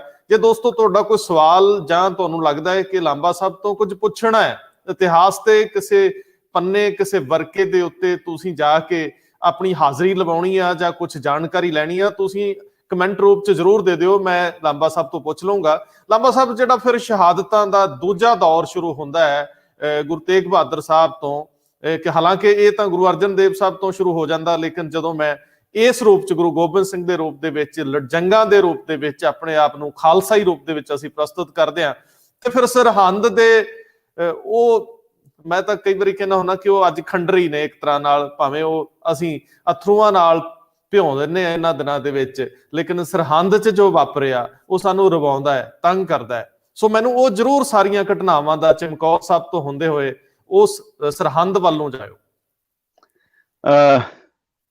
ਬਹੁਤ ਹੀ ਭਿਆਨਕ, ਬਹੁਤ ਹੀ ਦਰਦਨਾਕ, ਔਰ ਸਾਰੇ ਸੰਸਾਰ ਦੇ ਇਤਿਹਾਸ ਵਿੱਚ ਖਾਲੀ ਕਹਿਣ ਮਾਤਰ ਨਹੀਂ, ਜਦੋਂ ਕਦੀ ਇਨਸਾਨੀਅਤ, ਜਦੋਂ ਕਦੀ ਭਾਰਤ, ਜਦੋਂ ਕਦੀ ਮਨੁੱਖ ਦਾ ਇਤਿਹਾਸ ਸਹੀ ਮਾਇਨੇ 'ਚ ਲਿਖਿਆ ਜਾਏਗਾ, ਕਿਸੇ ਆਪਣੇ ਮਕਸਦ ਲਈ ਨਹੀਂ, ਕਿਸੇ ਰਾਜ ਲਈ ਨਹੀਂ, ਕਿਸੇ ਇਲਾਕੇ ਲਈ ਨਹੀਂ, ਕਿਸੇ ਨੂੰ ਦਬਾਉਣ ਲਈ ਨਹੀਂ, ਉਹ ਜਿਹੜੀ ਸ਼ਹਾਦਤ ਦਿੱਤੀ ਹੈ ਗੁਰੂ ਸਾਹਿਬ ਨੇ ਸਾਰਿਆਂ ਲਈ, ਮਾਨਵਤਾ ਲਈ ਦਿੱਤੀ ਹੈ, ਸਾਰਾ ਕੁਝ ਵਾਰ ਕੇ ਸਰਬੰਸਦਾਨੀ ਗੁਰੂ ਗੋਬਿੰਦ ਸਿੰਘ ਸਾਹਿਬ, ਮਾਤਾ ਪਿਤਾ ਸਾਹਿਬਜ਼ਾਦੇ, ਸਾਰਾ ਕੁਝ ਵਾਰਨ ਤੋਂ ਬਾਅਦ ਉਹ ਔਰੰਗਜ਼ੇਬ ਨੂੰ ਜਿਹੜੀ ਚਿੱਠੀ ਲਿਖਦੇ ਆ, ਉਹ ਜਿਹੜਾ ਖਤ ਲਿਖਦੇ ਆ, ਉਹ ਕਮਾਲ ਦਾ ਹੈਗਾ। ਦੇਖੋ, ਇਤਨਾ ਕੁਝ ਹੋ ਜਾਏ, ਇਤਨਾ ਕੁਝ ਹੋ ਜਾਂਦਾ, ਫਿਰ ਕੋਈ ਗਿਲਾ ਨਹੀਂ, ਕੋਈ ਸ਼ਿਕਵਾ ਨਹੀਂ। ਜਿਹੜੀ ਸ਼ੁਰੂਆਤ ਔਰੰਗਜ਼ੇਬ ਨੂੰ ਕਰਦੇ ਆ, ਉਹਦੇ ਚ ਕਹਿੰਦੇ ਕਮਾਲੇ ਕਰਾਮਾਤ ਕਾਇਮ ਕਰੀਮ, ਰਜ਼ਾ ਬਖਸ਼ ਰਾਜ਼ੁਕ ਰਿਹਾਕੁਨ ਰਹੀਮ। ਉਹ ਵਾਹਿਗੁਰੂ ਮਿਹਰਾਂ ਕਰਨ ਵਾਲਾ ਹੈ, ਉਹ ਬਖਸ਼ਿਸ਼ਾਂ ਕਰਨ ਵਾਲਾ ਹੈ, ਉਹ ਨੇਮਤਾਂ ਦੇਣ ਵਾਲਾ ਹੈਗਾ। ਕਮਾਲੇ ਕਰਾਮਾਤ ਕਾਇਮ ਕਰੀਮ, ਰਜ਼ਾ ਬਖਸ਼ ਰਾਜ਼ੁਕ ਰਿਹਾਕੁਨ ਰਹੀਮ, ਉਹ ਰਿਹਾਈ ਦੇਣ ਵਾਲਾ ਹੈਗਾ। ਇਤਨੀ ਹੈ। ਔਰ ਫਿਰ ਔਰੰਗਜ਼ੇਬ ਨੂੰ ਕੀ ਕਹਿ ਰਹੇ? ਉਹ ਬਾਦਸ਼ਾਹ ਹੈ, ਉਹ ਸਾਰੇ ਹਿੰਦੁਸਤਾਨ ਦਾ ਬਾਦਸ਼ਾਹ ਹੈ, ਉਹ ਜ਼ਾਲਮ ਹੈ, ਉਸਨੇ ਆਪਣੇ ਬਾਪ ਨੂੰ ਕੈਦ ਕੀਤਾ, ਉਸਨੇ ਭਰਾਵਾਂ ਨੂੰ ਮਾਰਿਆ। ਔਰੰਗਜ਼ੇਬ ਦੀ ਬਾਇਓਗ੍ਰਾਫੀ ਪੜ੍ਹੋਗੇ, ਉਹਦੇ ਚ ਲਿਖਿਆ ਕਿ 5-6 ਸਾਲ ਦਾ ਸੀ ਤੇ ਸ਼ਾਹੀ ਖਾਨਦਾਨ ਜਾਮਾ ਮਸਜਿਦ ਦੇ ਜਾਣਾ ਸੀ ਤੇ ਸਾਰਾ ਖਾਨਦਾਨ ਅੰਦਰ ਚਲਾ ਗਿਆ, ਇਹ ਬਾਹਰ ਬਹਿ ਗਿਆ ਪੌੜੀਆਂ ਚ, ਨਹੀਂ ਗਿਆ। 6 ਸਾਲ ਦਾ ਸੀ। ਬਾਅਦ ਵਿੱਚ ਬਹਾਦਰ ਉਹਨੇ ਪੁੱਛਿਆ ਸ਼ਾਹਜਹਾਂ ਨੇ ਕਿ ਤੂੰ ਨਹੀਂ ਅੰਦਰ ਆਇਆ? ਇਹਦਾ ਜਵਾਬ ਸੀ ਕਿ ਸਾਰਾ ਸ਼ਾਹੀ ਖਾਨਦਾਨ ਮਸਜਿਦ ਦੇ ਜਾ ਰਿਹਾ ਸੀ, ਜੇ ਮਸਜਿਦ ਦੀ ਛੱਤ ਡਿੱਗ ਜਾਂਦੀ, ਸਾਰੇ ਮਰ ਜਾਂਦੇ ਤੇ ਮੁਲਕ ਨੂੰ ਕੌਣ ਸੰਭਾਲਦਾ? ਹੋਣਹਾਰ ਬਿਰਵਾਨ ਕੇ ਹੋ ਚੀਕਨੇ ਪਾਦ, ਇਹ ਉਹਦੀ ਫਿਤਰਤ ਸੀ। ਉਸ ਔਰੰਗਜ਼ੇਬ ਜੈਸੇ ਜ਼ਾਲਮ ਬਾਦਸ਼ਾਹ ਨੂੰ ਫਿਰ ਜਦੋਂ ਗੁਰੂ ਗੋਬਿੰਦ ਸਿੰਘ ਜੀ ਨੂੰ ਮੁਖਾਤਬ ਹੁੰਦੇ ਆ, ਕੋਈ ਗਿਲਾ ਨਹੀਂ ਕਰ ਰਹੇ, ਉਹਨੂੰ ਕਹਿ ਰਹੇ ਅਚੀ ਹਾਂ ਸ਼ੁੱਧ ਕੇ ਚੂ ਬੱਚਗਾ ਕੁਸ਼ਤਾਚਾਰ ਕਿ ਬਾਕੀ ਬਮਾ ਦਸਤ ਪੇਚੀਦਾ ਮਾਰ। ਕੀ ਹੋਇਆ? ਕੀ ਹੋਇਆ? ਜੇਕਰ ਤੂੰ 4 ਸਾਹਿਬਜ਼ਾਦੇ ਮਾਰ ਦਿੱਤੇ, ਅਜੇ ਤੇ ਕੁੰਡਲੀਦਾਰ ਸੱਪ ਬਾਕੀ ਹੈ, ਪੇਚੀਦਾ ਮਾਰ ਹੈ। ਕਿਉਂਕਿ ਸੁੱਚਾਨੰਦ ਨਵਾਬ ਨੇ ਵਜੀਦੇ ਦੀ ਕਚਹਿਰੀ ਵਿੱਚ ਕਿਹਾ ਸੀ ਇਹ ਸੱਪ ਦੇ ਬੱਚੇ ਹੈ। ਗੁਰੂ ਗੋਬਿੰਦ ਸਿੰਘ ਸਾਹਿਬ ਕਹਿ ਰਹੇ ਹਾਂ ਅੱਜ ਤੋਂ ਬਾਅਦ ਇਹ ਸਾਰੀ ਕੌਮ ਜਿਹੜੀ ਹੈ ਇਹ ਸੱਪ ਦੇ ਬੱਚੇ ਹੈ, ਮੈਂ ਸੱਪ ਹੈਗਾ, ਮੈਂ ਉਹ ਕੁੰਡਲੀਦਾਰ ਸੱਪ ਹੈਗਾ। ਉਹਨਾਂ ਨੇ ਨਾਲ ਇਹ ਕਿਹਾ ਹੁਮਾਰਾ ਕਸੇ ਸਾਏ ਆਇਤ ਬਜ਼ੇਰ ਬਰੋ ਦਸਤ ਦਾਰਦ ਨਾ ਜਾਗੇ ਦਲੇਰ। ਕਹਿੰਦੇ ਜੇ ਜਿਸ ਦੇ ਉੱਤੇ ਹੁਮਾ ਦਾ ਸਾਇਆ ਹੋ ਜਾਏ, ਇਸਲਾਮ ਵਿੱਚ ਹੁਮਾ ਇੱਕ ਪੰਛੀ ਹੁੰਦਾ ਹੈ ਜਿਹਦਾ ਸਾਇਆ ਜਿਹੜਾ ਹੈਗਾ ਉਹ ਹਰ ਆਦੀ ਵਿਆਦੀ ਉਪਾਧੀ ਤੋਂ ਬਚਾਉਂਦਾ ਹੈ। ਗੁਰੂ ਗੋਬਿੰਦ ਸਿੰਘ ਸਾਹਿਬ ਕਹਿ ਰਹੇ ਮੇਰੇ ਸਿਰ ਦੇ ਉੱਤੇ ਹੁਮਾ, ਰੱਬ ਦੇ ਹੁਮਾ ਰੂਪੀ ਨਾਮ ਦਾ ਸਾਇਆ ਹੈ, ਤੇਰੇ ਵਰਗੇ ਕਾਂ ਮੇਰਾ ਕੀ ਵਿਗਾੜ ਸਕਦੇ ਆ ਜੀ। ਇਤਨਾ ਹੀ ਨਹੀਂ, ਗੁਰੂ ਸਾਹਿਬ ਨੇ ਕਿਹਾ ਅੱਜ ਤੋਂ ਬਾਅਦ ਹਰ ਸਿੱਖ ਨੂੰ ਪੁਚੰਗੀ ਕਿਹਾ ਜਾਏਗਾ। ਪੁਚੰਗ ਸੱਪ ਨੂੰ ਕਿਹਾ ਜਾਂਦਾ ਹੈ। ਅੱਜ ਵੀ ਜਦੋਂ ਬੱਚੇ ਦਾ ਜਨਮ ਹੁੰਦਾ ਹੈ ਉਹਨੂੰ ਲੈ ਕੇ ਗੁਰਦੁਆਰੇ ਜਾਂਦੇ, ਭਾਈ ਸਾਹਿਬ ਇਸ ਪੁਚੰਗੀ ਨੂੰ ਨਾਮ ਦੀ ਦਾਤ ਬਖਸ਼ੋ, ਇਹਨੂੰ ਕੋਈ ਜ਼ਹਿਰ ਪਾਓ ਇਹਦੇ ਅੰਦਰ। ਇਹ ਪੁਚੰਗ ਦਾ ਜਿਹੜਾ ਗੁਰੂ ਸਾਹਿਬ ਨੇ ਉਪਮਾ ਦਿੱਤੀ, ਇਹ ਸਾਰੀਆਂ ਜਿਹੜੀਆਂ ਗੁਰੂ ਸਾਹਿਬ ਦੀ ਹੈ ਸੀ, ਉਹਨਾਂ ਨੇ ਤੇ ਕਰਨਾ ਸੀ। ਗੁਰੂ ਸਾਹਿਬ ਨੇ ਜੋ ਕੁਝ ਕੀਤਾ, ਪਰ ਜੋ ਕੁਝ ਉਹਦੀ ਵਾਰਤਾ ਨੂੰ ਵਾਰਤਕ ਰੂਪ ਵਿੱਚ, ਕਵਿਤਾ ਦੇ ਰੂਪ ਵਿੱਚ ਸੈਂਕੜੇ ਕਵੀਆਂ ਨੇ ਜੋ ਲਿਖਿਆ, ਉਹਦੇ ਵਿੱਚ ਬਹੁਤ ਸ਼ਾਨਦਾਰ ਤਰੀਕੇ ਨਾਲ ਇਹ ਸਾਰੇ ਖਾਕੇ ਨੂੰ ਵਰਣਨ ਕੀਤਾ ਹੈ ਨਵਾਬ ਅਲੇ ਯਾਰ ਖਾਂ ਜੋਗੀ ਰਹਿਮਾਨੀ ਨੇ।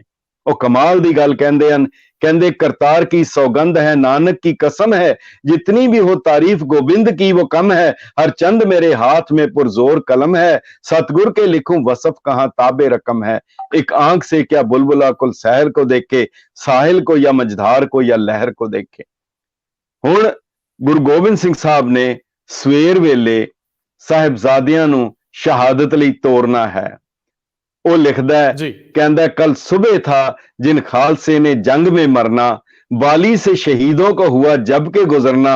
जदों गुरु साहब उन्हें सुत्ते पियां नूं उन्हां दे कोलों दी लंघ रहे हन, कहंदे मुश्किल हुआ इस जां से कदम आगे को धरना। चूमा कभी हलकूम दहन चूमने बैठे, कहंदा गुरु साहब जदों आए उन्हां दे गले, उन्हां दे गलमे, उन्हां दे मुंह चूमण बैठे, मुंह चूमदे रहे। कहंदे जब पांती आए तो चरण चूमने बैठे, सिखां दे पैरां नूं चुम रहे हैं गुरु साहब। ये कह रहे, कहंदा सोए हुए बच्चों को कहा, हुण जदों साहिबजादियां दे कोल आए, अले यार खां जोगी कहंदा सोए हुए बच्चों को कहा, सर को पकड़कर चल दोगे अब अब्बा को मुसीबत में जकड़कर। थी जिंदगी लिखी हुई किस्मत ने उजड़कर, फिर मिलने का वादा तो किए जाओ बिछड़कर। थे चार हो अब दो ही, सहर ये भी ना होंगे, हम सब्र करेंगे अगर ये भी ना होंगे। ਜਦੋਂ ਸਾਹਿਬਜ਼ਾਦਾ ਅਜੀਤ ਸਿੰਘ ਨੇ ਇਜਾਜ਼ਤ ਮੰਗੀ ਜਾਣ ਦੀ, ਤਾਂ ਉਹਨਾਂ ਦੇ ਲਫ਼ਜ਼ ਕਿਸੇ ਨੇ ਬਹੁਤ ਸੋਹਣੇ ਕਿਹਾ ਕਿ ਨਾਮ ਕਾ ਅਜੀਤ ਹੂੰ ਜੀਤਾ ਨਾ ਜਾਊਂਗਾ, ਗਰ ਹਾਰ ਗਿਆ ਹਾਰ ਕੇ ਜੀਤਾ ਨਾ ਆਊਂਗਾ। ਇਹ ਉਹਨਾਂ ਦਾ ਦ੍ਰਿੜਤਾ ਸੀ।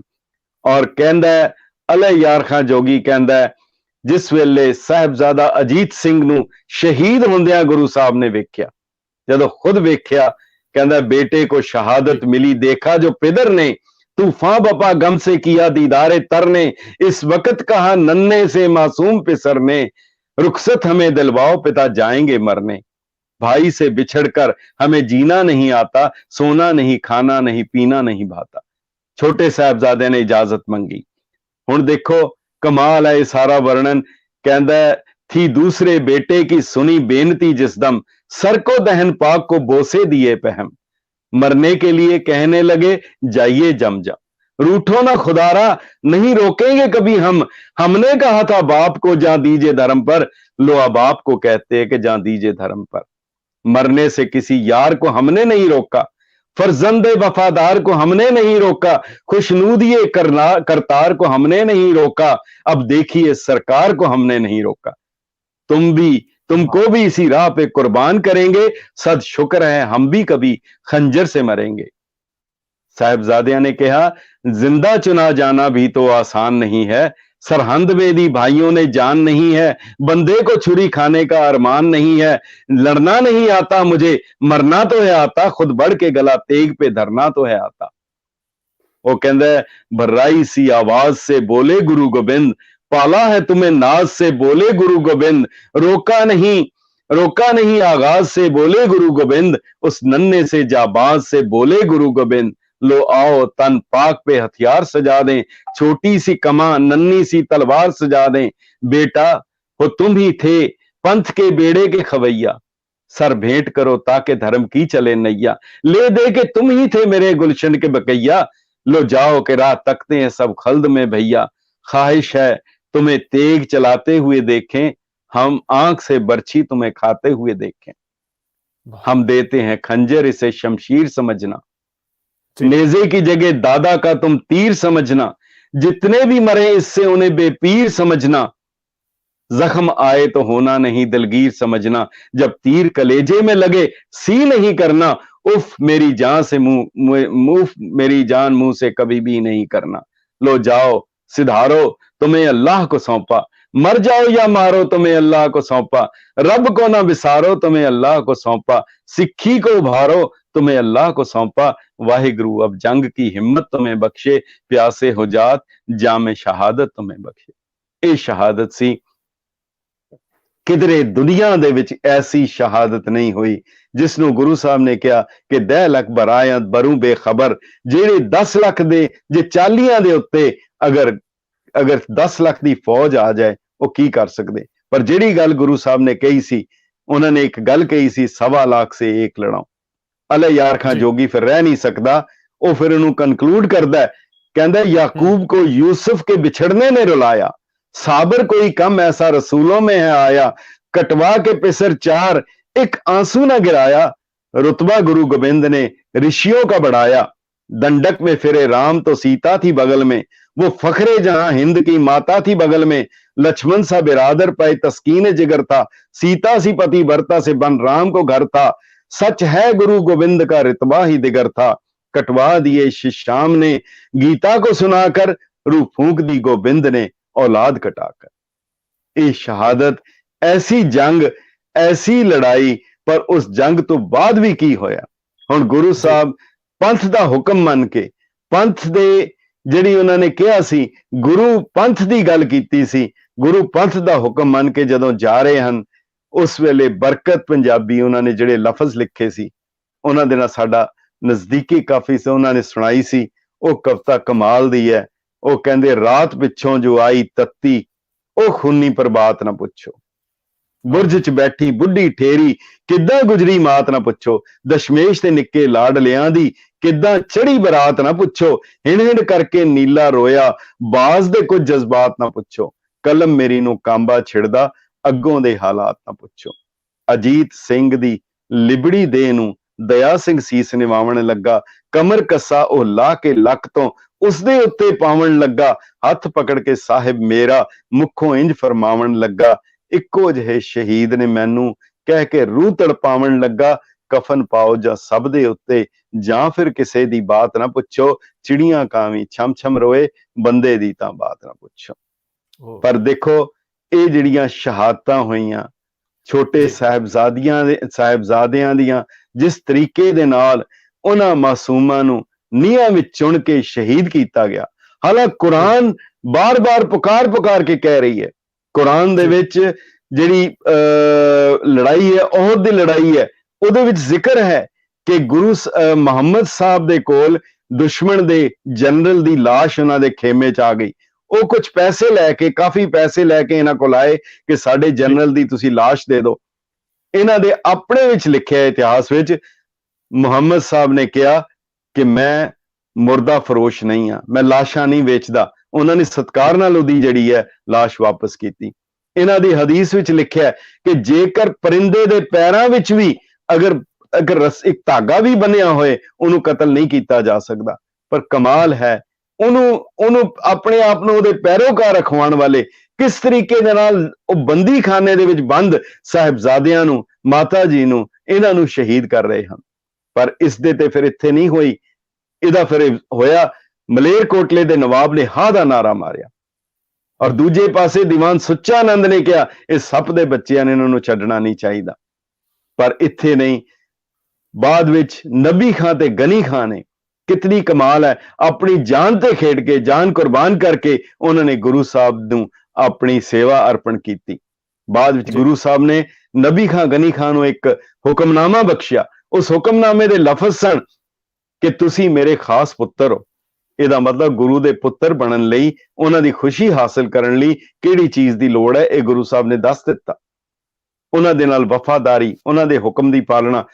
ਉਹ डॉक्टर बलबीर सिंह जी लिखते हैं कि जदों उन्होंने ये गुरु साहब का हुक्मनामा मिलिया, उन्होंने 10-11 साल की बच्ची सी, वो पूछती है ये की चिट्ठी आई है। उन्होंने दसिया कि गुरु साहब ने कहा कि तुसी मेरे पुत्र हो, तुसी मेरे खास पुत्र हो। खास पुत्र लिखिया, वो सिर दे उत्ते रख के हुक्मनामा सारी रात नचदी रही और कहती रही, मैं पोती, मैं पोती, मैं आबदार मोती, मैं प्रीत संग प्रोती, मैं पोती, मैं पोती। जेकर ਇਹਦਾ मतलब है गुरु साहब दे पुत्र बनन लई ਜਿਹੜਾ ਹੈਗਾ ਉਹ ਕੀ ਚਾਹੀਦਾ ਹੈਗਾ। ਉਹਦੇ ਬਾਅਦ ਨਵਾਬ ਜਿਹੜੇ ਹੈਗੇ ਸੀ ਰਾਏ ਅਜ਼ੀਜ਼ੁल्ला खान ਸਾਹਿਬ, ਜਿਨ੍ਹਾਂ ਦੇ ਕੋਲ ਅੱਜ ਵੀ ਗੰਗਾ ਸਾਗਰ ਹੈਗਾ, ਜਿਹੜੇ ਪਾਕਿਸਤਾਨ ਜਨ, ਉਹ ਸਾਰੇ ਇਤਿਹਾਸ ਦਾ ਅੰਗ ਹੈਗੇ ਹੈ। ਪਰ ਦੇਖੋ ਉਹਦੇ ਬਾਅਦ ਜਦੋਂ ਸੰਗਤ ਇਕੱਠੀ ਹੋਈ, ਸਾਹਿਬ ਸ੍ਰੀ ਗੁਰੂ ਗੋਬਿੰਦ ਸਿੰਘ ਸਾਹਿਬ ਨੂੰ ਮਿਲੀ ਹੈ, ਉਹਨਾਂ ਨੂੰ ਅਫਸੋਸ ਕੀਤਾ ਕਿ ਮਾਤਾ ਜੀ ਦਾ ਅਫਸੋਸ ਹੈ, ਮਾਤਾ ਜੀ ਦਾ ਅਫਸੋਸ ਹੈ, ਸਾਹਿਬਜ਼ਾਦਿਆਂ ਦਾ ਅਫਸੋਸ ਹੈ। ਹਜ਼ੂਰ ਨੇ ਕਿਹਾ, ਕਬੀਰ ਸੰਤ ਮੂਏ ਕਿਆ ਰੋਈਏ, ਜੇ ਆਪਣੇ ਗ੍ਰਹਿ ਜਾਏ, ਰੋਵੋ ਸਾਕਤ ਵਾਪਰੇ, ਜੋ ਹਾਟੇ ਹਾਟ ਬਿਕਾਏ। ਅਫਸੋਸ ਇਹਨਾਂ ਦਾ ਨਹੀਂ ਕੀਤਾ ਜਾਣਾ ਚਾਹੀਦਾ। ਅਗਲੀ ਲਾਈਨ ਗੁਰੂ ਸਾਹਿਬ ਨੇ ਕਮਾਲ ਦੀ ਕਹੀ ਹੈ, ਉਹ ਕਹਿਣ ਲੱਗੇ, ਸੋ ਸੋਚਨ ਕੇ ਜੋਗ ਸਮਾਨਾ, ਧਰਮ ਤਿਆਗ ਜਿਨ ਕੀਏ ਪਾਪ ਨਾਨਾ। ਅਫਸੋਸ ਬੁਲਾਣਾ ਹੈ ਉਹਨਾਂ ਦੇ ਘਰਾਂ ਵਿੱਚ ਜਾ ਕੇ ਮਨਾਓ ਜਿਨ੍ਹਾਂ ਨੇ ਆਪਣਾ ਧਰਮ ਤਿਆਗ ਦਿੱਤਾ ਹੈ, ਪਾਪਾਂ ਦੇ ਵਿੱਚ ਖਚਤ ਹਨ। ਹਜ਼ੂਰ ਕਹਿਣ ਲੱਗੇ, ਤਜੇ ਸੁਪੰਥ ਕੁਮਾਰਗ ਚਾਲੇ, ਸੋ ਸੋਚਣ ਕੇ ਜੋਗ ਵਿਸਾਲੇ। ਜੇ ਅਫਸੋਸ ਤੁਸੀਂ ਕਰਨਾ ਹੈ, ਉਹਨਾਂ ਦੇ ਘਰਾਂ ਵਿੱਚ ਜਾ ਕੇ ਕਰੋ ਜਿਹੜਾ ਆਪਣਾ ਧਰਮ ਛੱਡ ਗਏ। ਸੋ ਕਲਗੀਧਰ ਪਿਤਾ ਨੇ ਜਿਹੜੀ ਗੁਰੂ ਨਾਨਕ ਦੇਵ ਜੀ ਨੇ ਹੁਕਮ ਕੀਤਾ ਸੀ, ਜਿਸ ਨੂੰ ਪੂਰਾ ਕੀਤਾ। ਪ੍ਰੋਫੈਸਰ ਪੂਰਨ ਸਿੰਘ ਕਹਿੰਦੇ ਹੈ ਕਿ ਗੁਰੂ ਗੋਬਿੰਦ ਸਿੰਘ ਸਾਹਿਬ, ਜਦੋਂ ਤੂੰ ਨੰਗੀ ਤਲਵਾਰ ਫੜ ਕੇ ਸੀਸ ਮੰਗੇ ਸੀ, ਸਾਡੀ ਬੱਕਰੇ ਦੀ ਬੁੱਧੀ ਹੈ, ਅਸੀਂ ਉਸ ਨੂੰ, ਜੇ ਬੱਕਰੇ ਦੇ ਸਾਹਮਣੇ ਨੰਗੀ ਤਲਵਾਰ ਲੈ ਕੇ ਆ ਜਾਓ, ਉਹ ਕੀ ਕਹਿ ਸਕਦਾ? ਉਹਦੀ ਬੁੱਧੀ ਰਹਿ ਸਕਦੀ ਹੈ। ਕਹਿੰਦੇ ਤੂੰ ਨੰਗੀ ਤਲਵਾਰ ਲੈ ਕੇ ਆਇਆ ਔਰ ਕਿਹਾ ਕਿ ਤੁਸੀਂ ਆਪਣਾ ਸੀਸ ਭੇਟ ਕਰੋ, ਪਰ ਕਹਿੰਦਾ ਫਿਰ ਸਮਝ ਆ ਗਈ ਕਿ ਤੂੰ ਇਹ ਕਹਿ, ਜੇ ਤੁਸੀਂ ਮੇਰੇ ਪਿਆਰੇ ਬਣਨਾ। ਇਹੀ ਗੱਲ ਤਾਂ ਗੁਰੂ ਨਾਨਕ ਦੇਵ ਜੀ ਨੇ ਕਹੀ ਸੀ, ਜਿਹੜੀ ਤੁਸੀਂ ਸ਼ੁਰੂ ਕੀਤੀ ਸੀ, ਜੋ ਤੋ ਪ੍ਰੇਮ ਖੇਲਣ ਕਾ ਚਾਓ, ਸਿਰਦਰ ਤਲੀ ਗਲੀ ਮੇਰੀ ਆਓ। ਜੇ ਤੁਸੀਂ ਪ੍ਰੇਮ ਕਰਨਾ ਹੈ, ਗੁਰੂ ਗੋਬਿੰਦ ਸਿੰਘ ਸਾਹਿਬ ਉਹੀ ਗੱਲ ਕਹਿ ਰਹੇ ਹੈ, ਜੇ ਤੁਸੀਂ ਪਿਆਰੇ ਬਣਨਾ ਹੈ, ਜੇ ਤੁਸੀਂ ਪਿਆਰੇ ਅਖਵਾਣਾ ਹੈ, ਫਿਰ ਤੁਸੀਂ ਆਪਣਾ ਸਿਰ ਹਥੇਲੀ ਦੇ ਉੱਤੇ ਲੈ ਕੇ ਆਓ। ਇਹ ਸੰਦੇਸ਼ ਸਾਹਿਬਜ਼ਾਦਿਆਂ ਦੀ ਸ਼ਹਾਦਤ ਦਾ ਕਿਸੇ ਇੱਕ ਚੀਜ਼, ਕਿਸੇ ਮਕਸਦ ਲਈ ਨਹੀਂ, ਕਿਸੇ ਦੁਨਿਆਵੀ ਤਾਕਤ ਲਈ ਨਹੀਂ ਸੀ, ਉਹ ਲੋਕ ਭਲਾਈ ਲਈ, ਦੂਜਿਆਂ ਦੇ ਧਰਮ ਦੀ ਰਾਖੀ ਲਈ ਸੀਗਾ। ਔਰ ਜੇਕਰ ਦੂਜਿਆਂ ਦੇ ਧਰਮ ਦੀ ਰਾਖੀ ਲਈ ਸਿੱਖ ਗੁਰੂ ਸਾਹਿਬ ਨੇ ਆਪਣੀ ਜਾਨ ਕੁਰਬਾਨ ਕੀਤੀ ਹੈ, ਤੇ ਆਪਣੇ ਧਰਮ ਦੀ ਰਾਖੀ ਕਿਉਂ ਨਹੀਂ ਕਰਨਗੇ? ਬਹੁਤ ਸੁੰਦਰ ਇੱਕ ਬਿਹਾਰੀ ਕਵੀ ਸੀ, ਜਦੋਂ ਗੁਰੂ ਸਾਹਿਬ ਕੋ ਦੁਨਿਆਵੀ ਤੌਰ ਤੇ ਕੋਈ ਚੀਜ਼ ਵੀ ਨਹੀਂ ਸੀ, ਕੁਝ ਵੀ ਨਹੀਂ ਸੀਗਾ, ਤਾਂ ਉਹ ਬਿਹਾਰੀ ਆਇਆ ਔਰ ਉਸਨੇ ਆ ਕੇ, ਬਿਹਾਰੀ ਉਹਦਾ ਨਾਂ ਸੀਗਾ, ਉਹ ਬਿਹਾਰੀ ਕਵੀ ਕਹਿੰਦਾ, ਦੇਖੋ ਉਹਨੇ ਜਿਹੜੀ ਅਰਦਾਸ ਕੀਤੀ, ਅੱਜ ਸਾਡੇ ਵੱਲੋਂ ਵੀ ਇਹ ਅਰਦਾਸ ਕਰਨੀ ਬਣਦੀ ਹੈ, ਇਹ ਬਣਦੀ ਹੈ। ਉਹਨੇ ਕਿਹਾ ਸੀ, ਚਾਦਰ ਮੈਲੀ ਸਾਬਣ ਥੋੜਾ, ਜਦ ਦੇਖਾਂ ਤਦ ਰੋਵਾਂ, ਬਹੁਤੇ ਦਾਗ ਲਗੇ ਤਨ ਮੇਰੇ, ਮੈਂ ਕਿਹੜਾ ਕਿਹੜਾ ਧੋਵਾਂ, ਦਾਗਾਂ ਦੀ ਕੋਈ ਕੀਮਤ ਨਹੀਂ, ਮੈਂ ਕਿਉਂ ਕਰ ਹੱਛੀ ਹੋਵਾਂ, ਸ੍ਰੀ ਸਾਹਿਬ ਮੈਨੂੰ ਦਰਸ਼ਨ ਦੇਵੋ, ਮੈਂ ਸੱਚੇ ਸਾਬਣ ਤੋਂ। ਸੋ ਇਹ ਸੁਨੇਹਾ, ਇਹ ਜਿਹੜੀ ਕਹਿ ਲਓ, ਬਾਕੀ ਇੱਕ ਗੱਲ ਮੁੜ ਯਾਦ ਆਉਂਦੀ ਹੈ, ਮੁੜ ਯਾਦ ਆਉਂਦੀ ਹੈ, ਕੈਪਟਨ ਮਰੇ ਨੇ ਜਾਂ ਜਿਹੜੇ ਉਸਨੇ ਅਕਟਰ ਲੋਨੀ ਨੇ ਸਿੱਖ ਸਰਦਾਰਾਂ ਨੂੰ ਪੁੱਛਿਆ ਸੀ ਕਿ ਗੁਰੂ ਸਾਹਿਬ ਆਪਣੀ ਸੰਤਾਨ ਨਹੀਂ ਬਚਾ ਸਕੇ, ਤੁਹਾਨੂੰ ਕੀ ਦੇਣਗੇ? ਤਾਂ ਗੁਰੂ ਸਾਹਿਬ ਨੇ ਕਿਹਾ ਸੀ, ਘਾਹ ਧਰਤੀ ਪੁੱਤਰ ਹੁੰਦਾ ਹੈ, ਆਪੇ ਉਗ ਪੈਂਦਾ ਹੈ। ਜਿਸ ਥਾਂ ਤੇ ਘਾਹ ਉਗਦੀ ਹੈ, ਉੱਥੇ ਫਸਲ ਨਹੀਂ ਹੁੰਦੀ, ਜਿੱਥੇ ਫਸਲ ਹੁੰਦੀ ਹੈ ਉੱਥੇ ਘਾਹ ਨਹੀਂ ਹੁੰਦੀ। ਹਜ਼ੂਰ ਨੇ, ਗੁਰੂ ਗੋਬਿੰਦ ਸਿੰਘ ਸਾਹਿਬ ਨੇ ਮਾਨਵਤਾ ਦੇ ਕਲਿਆਣ ਲਈ, ਮਾਨਵਤਾ ਦੀ ਉਦਰ ਪੂਰਤੀ ਲਈ, ਉਹਨਾਂ ਨੇ ਖਾਲਸੇ ਦੀ ਇਹ ਫਸਲ ਤਿਆਰ ਕੀਤੀ ਹੈ। ਇਹ ਫਸਲ ਹੈ, ਹਜ਼ੂਰ ਦਾ ਬਚਨ ਹੈ, ਪੰਥ ਖਾਲਸਾ ਖੇਤੀ ਮੇਰੀ, ਹਉ ਸੰਭਾਲ ਕਰੋ ਤਿਸ ਕੇਰੀ।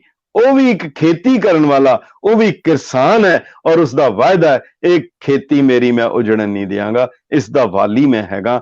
ਅੱਜ ਉਹੀ ਮਾਹੌਲ, ਉਹੀ ਖੇਤੀ, ਉਹੀ ਕਿਸਾਨ, ਉਹੀ ਵਾਲੀ, ਉਹੀ ਪੰਥ। ਸਮਝ ਨਹੀਂ ਆ ਰਹੀ ਇਹ ਗੱਲ ਸ਼ੁਰੂ ਹੋਈ ਹੈ, ਵਿਚਕਾਰ ਹੈ, ਮੱਧ ਹੈ ਜਾਂ ਅੰਤ ਹੈ, ਇਹ ਤਾਂ ਫਿਰ ਗੁਰੂ ਕਲਗੀਆਂ ਵਾਲਾ ਹੀ ਜਾਣਦਾ ਹੈ।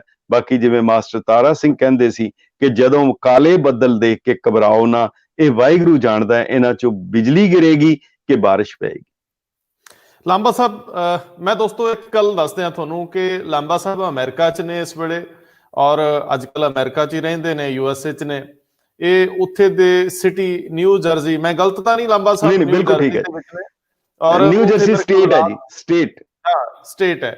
ਔਰ ਉਹ ਲਗਭਗ ਰਾਤ ਦੇ 11:30 ਵਜੇ ਹੋਏ ਆ। ਅਸੀਂ ਇਹਨਾਂ ਨੂੰ ਤਕਲੀਫ ਦੇ ਰਹੇ ਹਾਂ। ਲਾਂਬਾ ਸਾਹਿਬ, ਅਸੀਂ ਇਸ ਸੈਗਮੈਂਟ ਨੂੰ ਸਮਾਪਨ ਤੋਂ ਪਹਿਲਾਂ ਇੱਕ ਦੋਸਤ ਦਾ ਬੜਾ ਅੱਛਾ ਸਵਾਲ ਹੈ, ਹਾਲਾਂਕਿ ਬਹੁਤ ਪਿਆਰੇ ਮਿੱਤਰਾਂ ਨੇ ਹਾਜ਼ਰੀ ਦਰਜ ਕਰਾਈ ਹੈ, ਸਾਡੇ ਨਾਲ ਜੁੜਦੇ ਆ, ਸਾਰਿਆਂ ਦਾ ਬਹੁਤ ਧੰਨਵਾਦ। ਇਹਦੇ ਵਿੱਚ ਜਗਦੀਪ ਸਿੰਘ ਇੱਕ ਸਵਾਲ ਤੁਹਾਡੇ ਤੋਂ ਜਾਣਨਾ ਚਾਹੁੰਦੇ ਆ। ਉਹ ਕਹਿੰਦੇ, ਲਾਂਬਾ ਸਾਹਿਬ ਤੋਂ ਬੋਲੇ ਸੋ ਨਿਹਾਲ ਦੀ ਥੋੜੀ ਵਿਆਖਿਆ ਪੁੱਛੋ ਜੀ।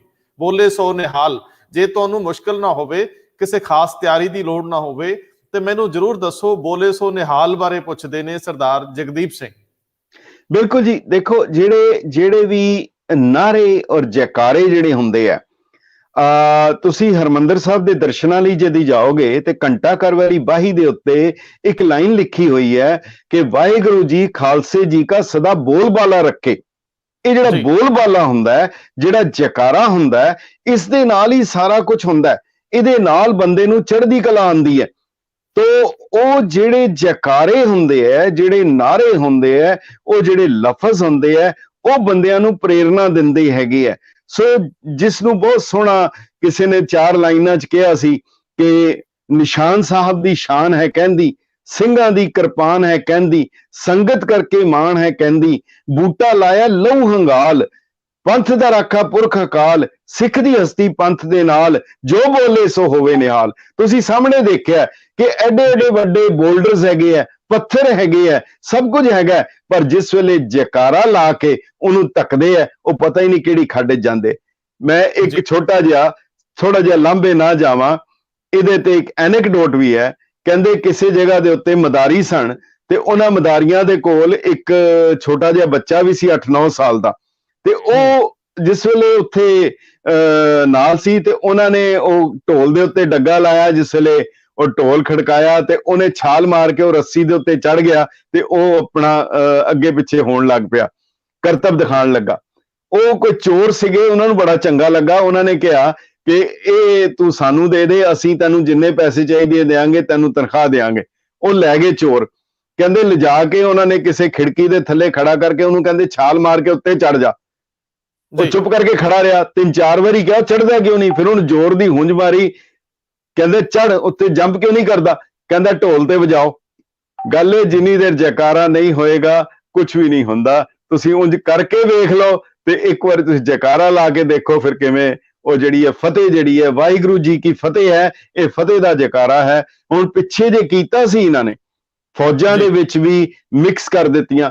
ਹੁਣ ਦੇਖੋ, ਜਿਹੜੀ ਇਹ ਨਹੀਂ ਕਿ ਕਿਸੇ ਦੇ ਖਿਲਾਫ ਹੈ, ਜੇਕਰ ਸਿੱਖ ਹਨ ਉਹਨਾਂ ਨੂੰ ਵੀਰ ਕੁੰਵਰ ਸਿੰਘ ਕੀ ਜੈ ਜਾਂ ਸ਼ਿਵਾਜੀ ਦੀ ਜੈ ਬੋਲੋ, ਤੇ ਜੇ ਇੱਕ ਬੋਲੇ ਸੋ ਨਿਹਾਲ ਹੋਏ। ਜੇ ਉਹਨਾਂ ਨੂੰ ਕਹੋ ਬੋਲੇ ਸੋ ਨਿਹਾਲ, ਉਹ ਸੋਲੇ ਬੋ ਨਿਹਾਲ ਹੀ ਕਹਿਣਗੇ। ਉਹਨਾਂ ਕੋਲ ਸ਼ਾਇਦ ਬੋਲੇ ਸੋ ਨਿਹਾਲ ਵੀ ਨਹੀਂ ਬੋਲਿਆ ਜਾਣਾ ਠੀਕ ਤਰ੍ਹਾਂ, ਤਾਂ ਪਤਾ ਲੱਗ ਜਾਏਗਾ ਕੀ ਹੈ। ਸੋ ਇਹ ਇੱਕ ਬੜੀ ਜਿਵੇਂ ਨਗਾੜਾ ਹੈ, ਜਦੋਂ ਢੋਲ ਵੱਜਦਾ ਹੈ, ਜਦੋਂ ਬਗਲ ਵੱਜਦਾ ਹੈ, ਜਦੋਂ ਨਰਸਿੰਘਾ ਵੱਜਦਾ ਹੈ, ਇਹ ਕੌਮ ਨੂੰ ਖੁਦ ਬਖੁਦ ਜਿਹੜਾ ਇਹ ਤਾਕਤ ਦਿੰਦਾ ਹੈਗਾ। ਇਹਦੇ ਵਿੱਚ ਕੋਈ ਅਤਕਥਨੀ ਨਹੀਂ, ਇਹ ਪ੍ਰੈਕਟੀਕਲ ਹੈਗੀ ਹੈ। ਇੱਕ ਵਾਰੀ ਤੁਸੀਂ ਵੈਸੇ ਕਹਿ ਕੇ ਦੇਖ ਲਓ ਕਿਧਰੇ ਹੱਲਾ ਕਰਨਾ, ਔਰ ਇੱਕ ਵਾਰੀ ਜੈਕਾਰਾ ਬੁਲਾ ਕੇ ਦੇਖ ਲਓ, ਆਪੇ ਸਮਝ ਆ ਜਾਏਗੀ। ਇਹ ਪਿਛਲੇ ਦਿਨਾਂ ਦੇ ਵਿੱਚ ਦੇਖਿਆ, ਜਦੋਂ ਦਿੱਲੀ ਨੂੰ ਜਾਂਦੀ ਸੀ ਸੰਗਤ ਕਿਸਾਨ ਰੂਪ ਦੇ ਵਿੱਚ, ਤੇ ਹਿੰਦੀ ਦੇ ਕਈ ਚੈਨਲ ਇੱਕ ਤਾਂ ਪ੍ਰੋਮੀਨੈਂਟਲੀ ਗੱਲ ਕਰ ਰਹੇ ਸੀ ਕਿ ਕੋਈ ਜੈਕਾਰਾ ਆਉਂਦਾ ਸੀ ਬੋਲੇ ਸੋ ਨਿਹਾਲ ਦਾ, ਤੇ ਵੱਡੇ ਵੱਡੇ ਪੱਥਰ ਤੇ ਵੱਡੇ ਵੱਡੇ ਟਿੱਪਰ ਤੇ ਬਹੁਤ ਸਾਰੀਆਂ ਹਰਡਲ ਚੱਕ ਕੇ ਐ ਜਿਵੇਂ ਕਾਈ ਦੇ ਫੰਬੇ ਹੁੰਦੇ ਆ, ਰੂਹ ਦੇ ਫੰਬੇ, ਉਹ ਉਵੇਂ ਉੱਡਦਾ ਸੀ ਸਾਰਾ।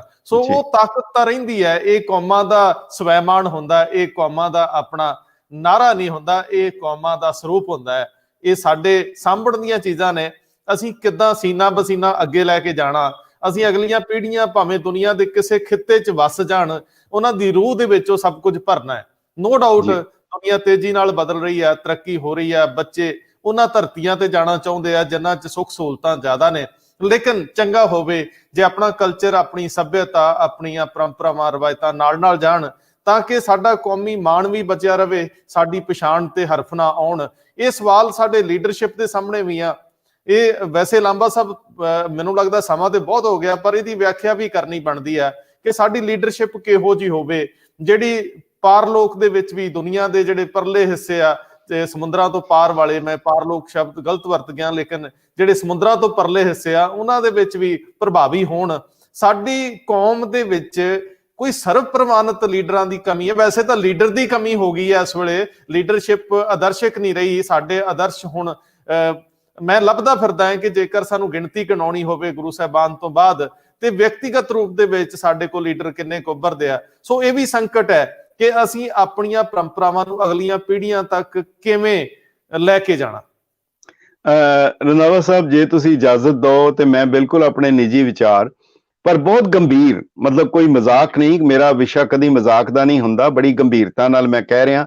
ਅੱਗੇ ਵੀ ਮੈਂ ਜ਼ਿਕਰ ਇਸ ਗੱਲ ਦਾ ਕੀਤਾ ਹੈ ਕਿ ਤੁਹਾਡਾ ਕਹਿਣਾ ਹੈ ਕਿ ਲੀਡਰਸ਼ਿਪ ਨਜ਼ਰ ਨਹੀਂ ਆ ਰਹੀ, ਲੀਡਰਸ਼ਿਪ ਦੇ ਵਿੱਚ ਫੁੱਟ ਹੈ, ਲੀਡਰਸ਼ਿਪ ਵੰਡੀ ਹੋਈ ਹੈ, ਲੀਡਰਸ਼ਿਪ ਖਿੰਡੀ ਹੋਈ ਹੈ। ਜੀ ਰੰਧਾਵਾ ਸਾਹਿਬ, ਮੈਂ ਬਹੁਤ ਹੀ ਇਮਾਨਦਾਰੀ ਦੇ ਨਾਲ ਇੱਕ ਗੱਲ ਕਹਿਣੀ ਚਾਹਾਂਗਾ ਕਿ ਜਿਹੜੀ ਪੰਥ ਦੀ ਫੁੱਟ ਹੈ, ਇਹ ਗੁਰੂ ਗੋਬਿੰਦ ਸਿੰਘ ਸਾਹਿਬ ਦੀ ਬਹੁਤ ਵੱਡੀ ਬਖਸ਼ਿਸ਼ ਹੈ ਜੀ, ਇਹ ਬਹੁਤ ਵੱਡੀ ਬਖਸ਼ਿਸ਼ ਹੈ। ਤੁਸੀਂ ਇਸ ਤੇ ਹੈਰਾਨ ਨਾ ਹੋਵੋ, ਜਿਹੜੀ ਇਹ ਸਟੇਟਮੈਂਟ ਹੈ ਬੜੀ ਕੰਸੀਡਰਡ ਓਪੀਨੀਅਨ ਹੈ ਕਿ ਦੇਖੋ ਬੜਾ ਸਿੰਪਲ ਹੈ, ਬਹੁਤ ਸਿੱਧਾ ਹੈ। ਇਹ ਬਾਪ ਦੀ ਜਾਇਦਾਦ ਕੀਮਤੀ ਹੋਏ, ਬਾਪ ਦੀ ਜਾਇਦਾਦ ਬਹੁਤ ਕੀਮਤੀ ਹੋਏ, ਔਰ ਉਹਨਾਂ ਦੇ ਬੱਚੇ ਉਹ ਠੀਕ ਨਾ ਹੋਣ, ਬਦਮਾਸ਼ ਹੋਣ, ਨਾਅਹਿਲ ਹੋਣ, ਨਿਕੰਮੇ ਹੋਣ, ਉਹਨਾਂ ਦੇ ਵਿੱਚ ਅਗਰ ਏਕਤਾ ਹੋ ਜਾਏਗੀ, ਬਾਪ ਦੀ ਜਾਇਦਾਦ ਖੁਰਦ-ਬੁਰਦ ਹੋ ਜਾਏਗੀ। ਜੇ ਉਹ ਡਾਂਗੋ ਡਾਂਗੀ ਹੋਣ, ਮੁਕੱਦਮੇ 'ਚ ਉਲਝੇ ਹੋਣ, ਜੁੱਤੀਓ ਜੁੱਤੀ ਹੋਣ, ਉਹ ਬਾਪ ਦੀ ਜਾਇਦਾਦ ਬਚ ਜਾਂਦੀ ਹੈ। ਜੀ ਸਾਡੇ ਬਾਪ ਦੀ ਜਾਇਦਾਦ ਬਹੁਤ ਕੀਮਤੀ ਹੈ। ਜੇ ਆਗੂ ਇਮਾਨਦਾਰ ਨਹੀਂ ਹੋਣਗੇ, ਇਹਨਾਂ ਦੀ ਏਕਤਾ ਪੰਥ ਦਾ ਬਹੁਤ ਵੱਡਾ ਨੁਕਸਾਨ ਕਰੇਗੀ। ਇਸ ਲਈ ਲੀਡਰਾਂ ਦੀ ਫੁੱਟ ਜਿਹੜੀ ਹੈ, ਉਹ ਗੁਰੂ ਗੋਬਿੰਦ ਸਿੰਘ ਸਾਹਿਬ ਦੀ ਬਹੁਤ ਵੱਡੀ ਸ਼ਕਤੀ ਹੈ। ਮੈਨੂੰ ਯਾਦ ਹੈ, ਮੇਰਾ ਦੋਸਤ ਸੀਗਾ ਯੁਵਰਾਜ ਖੀਮਰੇ, ਟੈਲੀਗ੍ਰਾਫ ਦਾ ਕੋਰਸਪੋਂਡੈਂਟ ਸੀਗਾ। ਉਹਨੇ ਚੰਦਰ ਸ਼ੇਖਰ ਜਿਹੜੇ ਚੀਫ ਪ੍ਰਾਈਮ ਮਿਨਿਸਟਰ ਸਨ, ਉਹਨਾਂ ਦਾ ਇੰਟਰਵਿਊ ਲਿਆ ਸੀ। ਉਹਨਾਂ ਨੇ ਇਹ ਗੱਲ ਕਹੀ, ਰਿਕਾਰਡ ਕਰਾਈ ਸੀ। ਉਹਨਾਂ ਨੇ ਕਿਹਾ ਸੀ ਕਿ ਸਰਕਾਰ ਖਰੀਦने के लिए तैयार है, बैठी है, ये बेचने वाले इकट्ठे नहीं हो रहे हैं। बस इन्नी गल जे समझ आ जाएगी, कौम बेचण ਲਈ ਤਿਆਰ ਹੈ। ਜਦੋਂ ਜਨਤਾ ਸਰਕਾਰ ਬਣੀ, ਜਦੋਂ ਇਕੱਠੇ ਹੋਏ, ਟੋੜਾ ਸਾਹਿਬ ਨੇ ਵੀ ਜਾ ਕੇ ਗਾਂਧੀ ਦੀ ਉਹ ਸਮਾਧ ਦੇ ਉੱਤੇ ਕਿਹਾ, ਬਾਪੂ ਹਮੇ ਸ਼ਕਤੀ ਦੇ। ਉਹ ਸਾਰੇ ਖੜੇ ਹੋ ਕੇ ਉੱਥੇ ਗਏ। ਜਦੋਂ ਪੰਥ 'ਚ ਏਕਤਾ ਹੋਈ ਹੈ, ਉਹ ਅੰਮ੍ਰਿਤਸਰ ਦੇ ਵਿੱਚ ਨਿਰੰਕਾਰੀ ਕਾਂਡ ਹੋਇਆ ਹੈਗਾ। ਜਦੋਂ ਪੰਥ ਦੀ ਇਹਨਾਂ ਦੀ ਆਗੂਆਂ ਦੀ ਏਕਤਾ ਹੁੰਦੀ ਹੈ, ਮੈਂ ਫਿਰ ਮੁੜ ਕੇ ਉੱਥੇ ਆਵਾਂਗਾ। ਮਾਸਟਰ ਤਾਰਾ ਸਿੰਘ ਦਾ ਇੱਕ ਸੀ, ਲੀਡਰਾਂ ਦੀ ਫੁੱਟ ਹੋਣੀ ਚਾਹੀਦੀ ਹੈ, ਪੰਥ ਦੀ ਏਕਤਾ ਹੋਣੀ ਚਾਹੀਦੀ ਹੈ, ਸੰਗਤ ਦੀ ਏਕਤਾ। ਜਿਹੜੀ ਸੰਗਤ ਦੀ ਏਕਤਾ ਤੁਸੀਂ ਹੁਣ ਨਜ਼ਰ ਆ ਰਹੀ ਹੈ, ਤੁਹਾਨੂੰ ਸੰਗਤ ਦੀ ਏਕਤਾ ਤੁਸੀਂ ਵੇਖ ਰਹੇ ਹੋ, ਪੰਥ ਦੀ ਏਕਤਾ ਤੁਸੀਂ ਦੇਖ ਰਹੇ ਹੋ, ਉਹਨਾਂ ਦਾ ਨਿਸ਼ਾਨਾ ਦੇਖ ਰਹੇ ਹੋ। ਲੀਡਰਾਂ ਦੀ ਜਿਹੜੀ ਹੈਗੀ ਹੈ, ਉਹ ਏਕਤਾ ਹੋਏਗੀ, ਉਹ ਤੁਹਾਨੂੰ ਸਾਰੇ ਨੂੰ ਖੇਰੂ ਖੇਰੂ ਕਰ ਦੇਗੀ।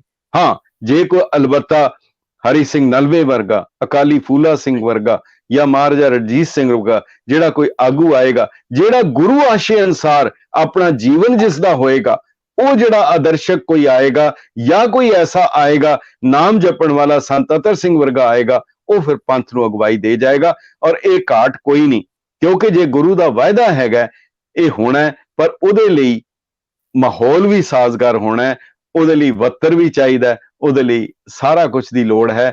ਉਹ ਕਦੋਂ ਹੋਏਗਾ, ਇਹ ਤਾਂ ਕਲਗੀਆਂ ਵਾਲਾ ਹੀ ਜਾਣਦਾ। ਬਿਲਕੁਲ।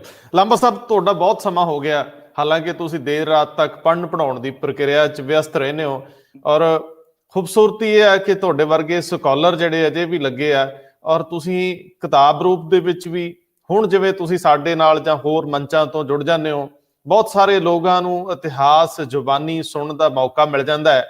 ਅਗਲੇ ਦਿਨ ਸਰਹੰਦ ਔਰ ਉਸ ਆਲੇ ਦੁਆਲੇ ਦੇ ਵਿੱਚ ਬੜੇ ਭਾਵੁਕ ਕਰਨ ਵਾਲੇ ਨੇ। ਇੱਕ ਵਾਰੀ ਮੈਂ ਤੁਹਾਡੇ ਨਾਲ ਫਿਰ ਜੁੜੂੰਗਾ, ਤੁਸੀਂ ਜ਼ਰੂਰ ਇਸ ਤਰ੍ਹਾਂ ਦੀ ਕੋਈ ਇਤਿਹਾਸ ਦੀ ਟੁੱਬੀ ਲਾਇਓ। ਉਹ ਚੁੱਭੀ ਕੁਝ ਚੀਜ਼ਾਂ ਅਸੀਂ ਉੱਚੋਂ ਕੱਢਣੀਆਂ ਚਾਹਾਂਗੇ ਤੁਹਾਡੇ ਰਾਹੀਂ। ਸੋ ਬਹੁਤ ਮਿਹਰਬਾਨੀ, ਬਹੁਤ ਧੰਨਵਾਦ ਦੋਸਤੋ। ਤੁਹਾਡਾ ਵੀ ਧੰਨਵਾਦ, ਤੁਸੀਂ ਬਹੁਤ ਸਾਰੇ ਸਾਡੇ ਨਾਲ ਜੁੜਦੇ ਹੋ, ਕਿਉਂਕਿ ਇਹ ਬ੍ਰਿਤਾਂਤ ਬੜਾ ਜਜ਼ਬਾਤ ਵਾਲਾ ਸੀ, ਜਿਹਦੇ ਚ ਮੇਰਾ ਦਖਲ ਜ਼ਿਆਦਾ ਤਕਲੀਫ ਦਿੰਦਾ। ਜੇ ਲੈ ਟੁੱਟਦੀ ਲਾਂਬਾ ਸਾਹਿਬ ਦੀ ਤੇ ਮੈਨੂੰ ਚੰਗਾ ਨਾ ਲੱਗਦਾ, ਤੁਹਾਨੂੰ ਚੰਗਾ ਨਾ ਲੱਗਦਾ, ਨਹੀਂ ਤੇ ਮੈਂ ਚਾਹੁੰਦਾ ਸੀ ਕਿ ਮੈਂ ਇੱਕ ਮਿੱਤਰ ਪਿਆਰੇ ਦਾ, ਜਿਨ੍ਹਾਂ ਨੇ ਸਾਨੂੰ ਕਮੈਂਟ ਰੂਪ ਦੇ ਵਿੱਚ ਲਿਖਿਆ ਹੈ ਕੁਛ ਨਾ ਕੁਛ, ਉਹਦਾ ਜ਼ਿਕਰ ਛੇੜਦਾ, ਲੇਕਿਨ ਮੈਂ ਹੁੰਗਾਰਾ ਵੀ ਨਹੀਂ ਅੱਜ ਭਰਦਾ ਸੀ, ਤਾਂ ਕਿ ਕਿਤੇ ਉਹਨਾਂ ਦੀ ਬਿਰਤੀ, ਉਹਨਾਂ ਦੀ ਲੈ ਦੇ ਵਿੱਚ ਫਰਕ ਨਾ ਪਵੇ। ਇਤਿਹਾਸ ਤੇ ਇਹ ਮੰਜ਼ਰ ਸਾਨੂੰ ਜੀਣਾ ਸਿਖਾਉਂਦੇ ਆ। ਇਤਿਹਾਸ ਤੇ ਇਹ ਬੂਹੇ ਬਾਰੀਆਂ ਸਾਨੂੰ ਉਹ ਠੰਡੀਆਂ ਸੀਤ ਹਵਾਵਾਂ ਅਹਿਸਾਸ ਕਰਨ ਦਾ, ਮਹਿਸੂਸ ਕਰਨ ਦਾ ਮੌਕਾ ਵੀ ਦਿੰਦੇ ਆ ਕਿ ਜ਼ਿੰਦਗੀ ਸਮੂਥ ਨਹੀਂ। ਜਦੋਂ ਕਿਤੇ ਬਹੁਤ ਤਕਲੀਫ ਦੇ ਦੌਰ ਆਵੇ ਤਾਂ ਆਪਣੇ ਪੁਰਖਿਆਂ ਨੂੰ ਯਾਦ ਕਰ ਲਿਓ। ਸਿੱਧੀ ਸਪਾਟ ਸੜਕ ਨਹੀਂ ਹੁੰਦੀ ਲਾਈਫ, ਇਹਦੇ ਵਿੱਚ ਕੁਝ ਮੁਸ਼ਕਲਾਂ ਵੀ ਆਉਣੀਆਂ ਤੈਅ ਹੁੰਦੀਆਂ। ਸੋ ਮੁਸ਼ਕਲਾਂ ਝੇਲ ਕੇ ਤੁਸੀਂ ਕੁੰਦਨ ਬਣਦੇ ਹੋ, ਸੋਨਾ ਬਣਦੇ ਹੋ। ਮੈਨੂੰ ਲੱਗਦਾ ਹੈ ਕਿ ਅਸੀਂ ਇਸ ਤਰ੍ਹਾਂ ਦੇ ਐਪੀਸੋਡ ਅੱਗੇ ਕਰੀਏ, ਇਹ ਤੁਹਾਡਾ ਆਸ਼ੀਰਵਾਦ ਸਾਨੂੰ ਮਿਲਣਾ ਚਾਹੀਦਾ। ਮੈਂ ਇੱਕ ਵਾਰੀ ਫਿਰ ਰਿਪੀਟ ਕਰਦਾ ਹਾਂ ਦੋਸਤੋ ਕਿ ਅਸੀਂ ਕੋਸ਼ਿਸ਼ ਕਰ ਰਹੇ ਹਾਂ ਕਿ ਲਾਈਵ ਸੈਗਮੈਂਟਸ ਹੁਣ ਜ਼ਿਆਦਾ ਹੋਣ, ਤੁਸੀਂ ਨਾਲ ਜੁੜੋ, ਤੁਹਾਡੇ ਸਵਾਲ ਹੋਣ, ਤੁਹਾਡੀਆਂ ਸ਼ੰਕਾਵਾਂ ਹੋਣ, ਤੁਹਾਡੇ ਸ਼ਿਕਵੇ ਹੋਣ, ਸਾਰਾ ਕੁਝ ਹੋਵੇ। ਸੋ ਉਹਦੇ ਲਈ ਤੁਸੀਂ ਸਾਡੇ ਇਹ ਜਿਹੜੇ ਮੰਚ ਨੇ ਜਿਨ੍ਹਾਂ ਤੇ ਤੁਸੀਂ ਹੁਣ ਹੈਗੇ ਹੋ, ਉਹਨਾਂ ਨੂੰ ਸਬਸਕ੍ਰਾਈਬ ਜਾਂ ਫੋਲੋ ਜ਼ਰੂਰ ਕਰੋ, ਤਾਂ ਕਿ ਜਦੋਂ ਵੀ ਅਸੀਂ ਕੋਈ ਸਿੱਧਾ ਪ੍ਰਸਾਰਣ ਦੇਣਾ ਹੈ ਤੁਹਾਡੇ ਤੱਕ ਸੁਨੇਹਾ ਮਿਲ ਜੇ, ਤੁਸੀਂ ਸਾਡੇ ਨਾਲ ਜੁੜ ਸਕੋ, ਇੱਕ ਸੰਵਾਦ ਦੀ ਪ੍ਰਕਿਰਿਆ 'ਚ ਨਿਤਰੀਏ। ਸਾਡੇ ਉੱਤੇ ਅਕਸਰ ਦੋਸ਼ ਆਉਂਦਾ ਪੰਜਾਬੀਆਂ ਤੇ ਕਿ ਅਸੀਂ ਸੀਰੀਅਸ ਸੰਵਾਦ, ਸੰਜੀਦਾ ਬਹਿਸਾਂ ਤੋਂ ਭੱਜਨੇ ਆ, ਅਸੀਂ ਲੜਨ ਭਿੜਨ ਵਾਲੇ ਲੋਕ ਆ, ਅਸੀਂ ਕਲਮ ਦੇ ਮਾਮਲੇ 'ਚ ਤੇ ਆਪਣੇ ਆਪ ਨੂੰ ਸਾਂਭਣ ਦੇ ਮਾਮਲੇ 'ਚ ਬੇਫਿਕਰੇ ਤੇ ਮੌਲਾ ਮਸਤ ਕਿਸਮ ਦੇ ਲੋਕ ਹੈ। ਲੇਕਿਨ ਚਲੋ ਕੁਝ ਕੰਮ ਇੱਧਰ ਵੀ ਕਰੀਏ। ਜੇਕਰ ਤੁਹਾਡੀ ਬਿਰਤੀ, ਤੁਹਾਡਾ ਧਿਆਨ ਇਹਨਾਂ ਚੀਜ਼ਾਂ ਵੱਲ ਹੋਵੇ ਤੇ ਤੁਸੀਂ ਸਾਡੇ ਇਹਨਾਂ ਮੰਚਾਂ ਨਾਲ ਜ਼ਰੂਰ ਜੁੜ ਲਓ, ਤਾਂ ਕਿ ਜਦੋਂ ਅਸੀਂ ਗੱਲ ਕਰਦੇ ਹੋਈਏ ਤੁਹਾਡੀ ਆਸ਼ੀਰਵਾਦ, ਤੁਹਾਡੀ ਜੀ ਇੱਕ ਅਖੀਰ ਬੇਨਤੀ ਮੈਂ ਜ਼ਰੂਰ ਕਰਾਂਗਾ ਸਾਰੀ ਨਿਮਰਤਾ ਸਹਿਤ, ਕਿ ਜਿਹੜਾ ਵੀ ਸਿੱਖ ਹੈ ਉਹ ਦੋ ਕੰਮ ਜ਼ਰੂਰ ਕਰੇ ਆਪਣੇ ਪਰਿਵਾਰ ਨਾਲ, ਬੱਚਿਆਂ ਨੂੰ ਲੈ ਕੇ। ਇੱਕ ਤਾਂ ਫਤਿਹਗੜ੍ਹ ਸਾਹਿਬ ਦੀ ਉਸ ਦੀਵਾਰ ਦੇ ਜ਼ਰੂਰ ਉਹਨਾਂ ਨੂੰ ਦੀਦਾਰ ਕਰਾਏ, ਜਿਹਦੇ ਬਾਰੇ ਗੁਰਦਿੱਤ ਸਿੰਘ ਕੁੰਦਨ ਨੇ ਕਿਹਾ ਸੀ, ਰਿਹਾ ਗਿੱਠਾਂ ਨਾਲ ਪੁੱਤਾਂ ਦੀਆਂ ਮਿਣੇ ਪਿੰਨੀਆਂ, ਚੋਜੀ ਅੱਖਾਂ ਸਾਵੇਂ ਨਕਸ਼ਾ ਦੀਵਾਰ ਦਾ ਰਿਹਾ। ਉਹ ਦੀਵਾਰ ਜਿਹੜੀ ਖਾਲਸੇ ਦਾ ਮਹਿਲ ਹੈ, ਉਸ ਦੇ ਜ਼ਰੂਰ ਦੀਦਾਰ ਕਰਾਓ ਬੱਚਿਆਂ ਨੂੰ, ਪਰਿਵਾਰ ਨਾਲ। ਇੱਕ ਹਰਮੰਦਰ ਸਾਹਿਬ ਦੇ ਵਿੱਚ ਜਾ ਕੇ ਉੱਥੇ ਜਿਹੜਾ ਉਹ ਮਿਊਜ਼ੀਅਮ ਹੈ ਉਹਨਾਂ ਸ਼ਹੀਦਾਂ ਦੇ, ਉਹਨਾਂ ਨੂੰ ਜ਼ਰੂਰ ਇੱਕ ਵਾਰੀ ਦੇਖੋ। ਉਹ ਇੱਕ ਇੱਕ ਤਸਵੀਰ ਜਿਹੜੀ ਹੈ ਉਹ 100 ਪੰਨਿਆਂ ਦਾ ਇਤਿਹਾਸ ਦੱਸ ਜਾਂਦੀ ਹੈ। ਇਹ ਜ਼ਰੂਰ ਕੀਤਾ ਜਾਏ। ਬਾਕੀ ਜਿਹੜਾ ਹੈਗਾ ਵਾਹਿਗੁਰੂ ਕਿਰਪਾ ਕਰੇਗਾ, ਜੇ ਅਸੀਂ ਇੱਕ ਕਦਮ ਚੱਲਾਂਗੇ ਉਹ 1000 ਕਦਮ ਅੱਗੇ ਆਏਗਾ। ਜੀ ਬਹੁਤ ਮਿਹਰਬਾਨੀ। ਵਾਹਿਗੁਰੂ ਜੀ ਕਾ ਖਾਲਸਾ, ਵਾਹਿਗੁਰੂ ਜੀ ਕੀ ਫਤਿਹ।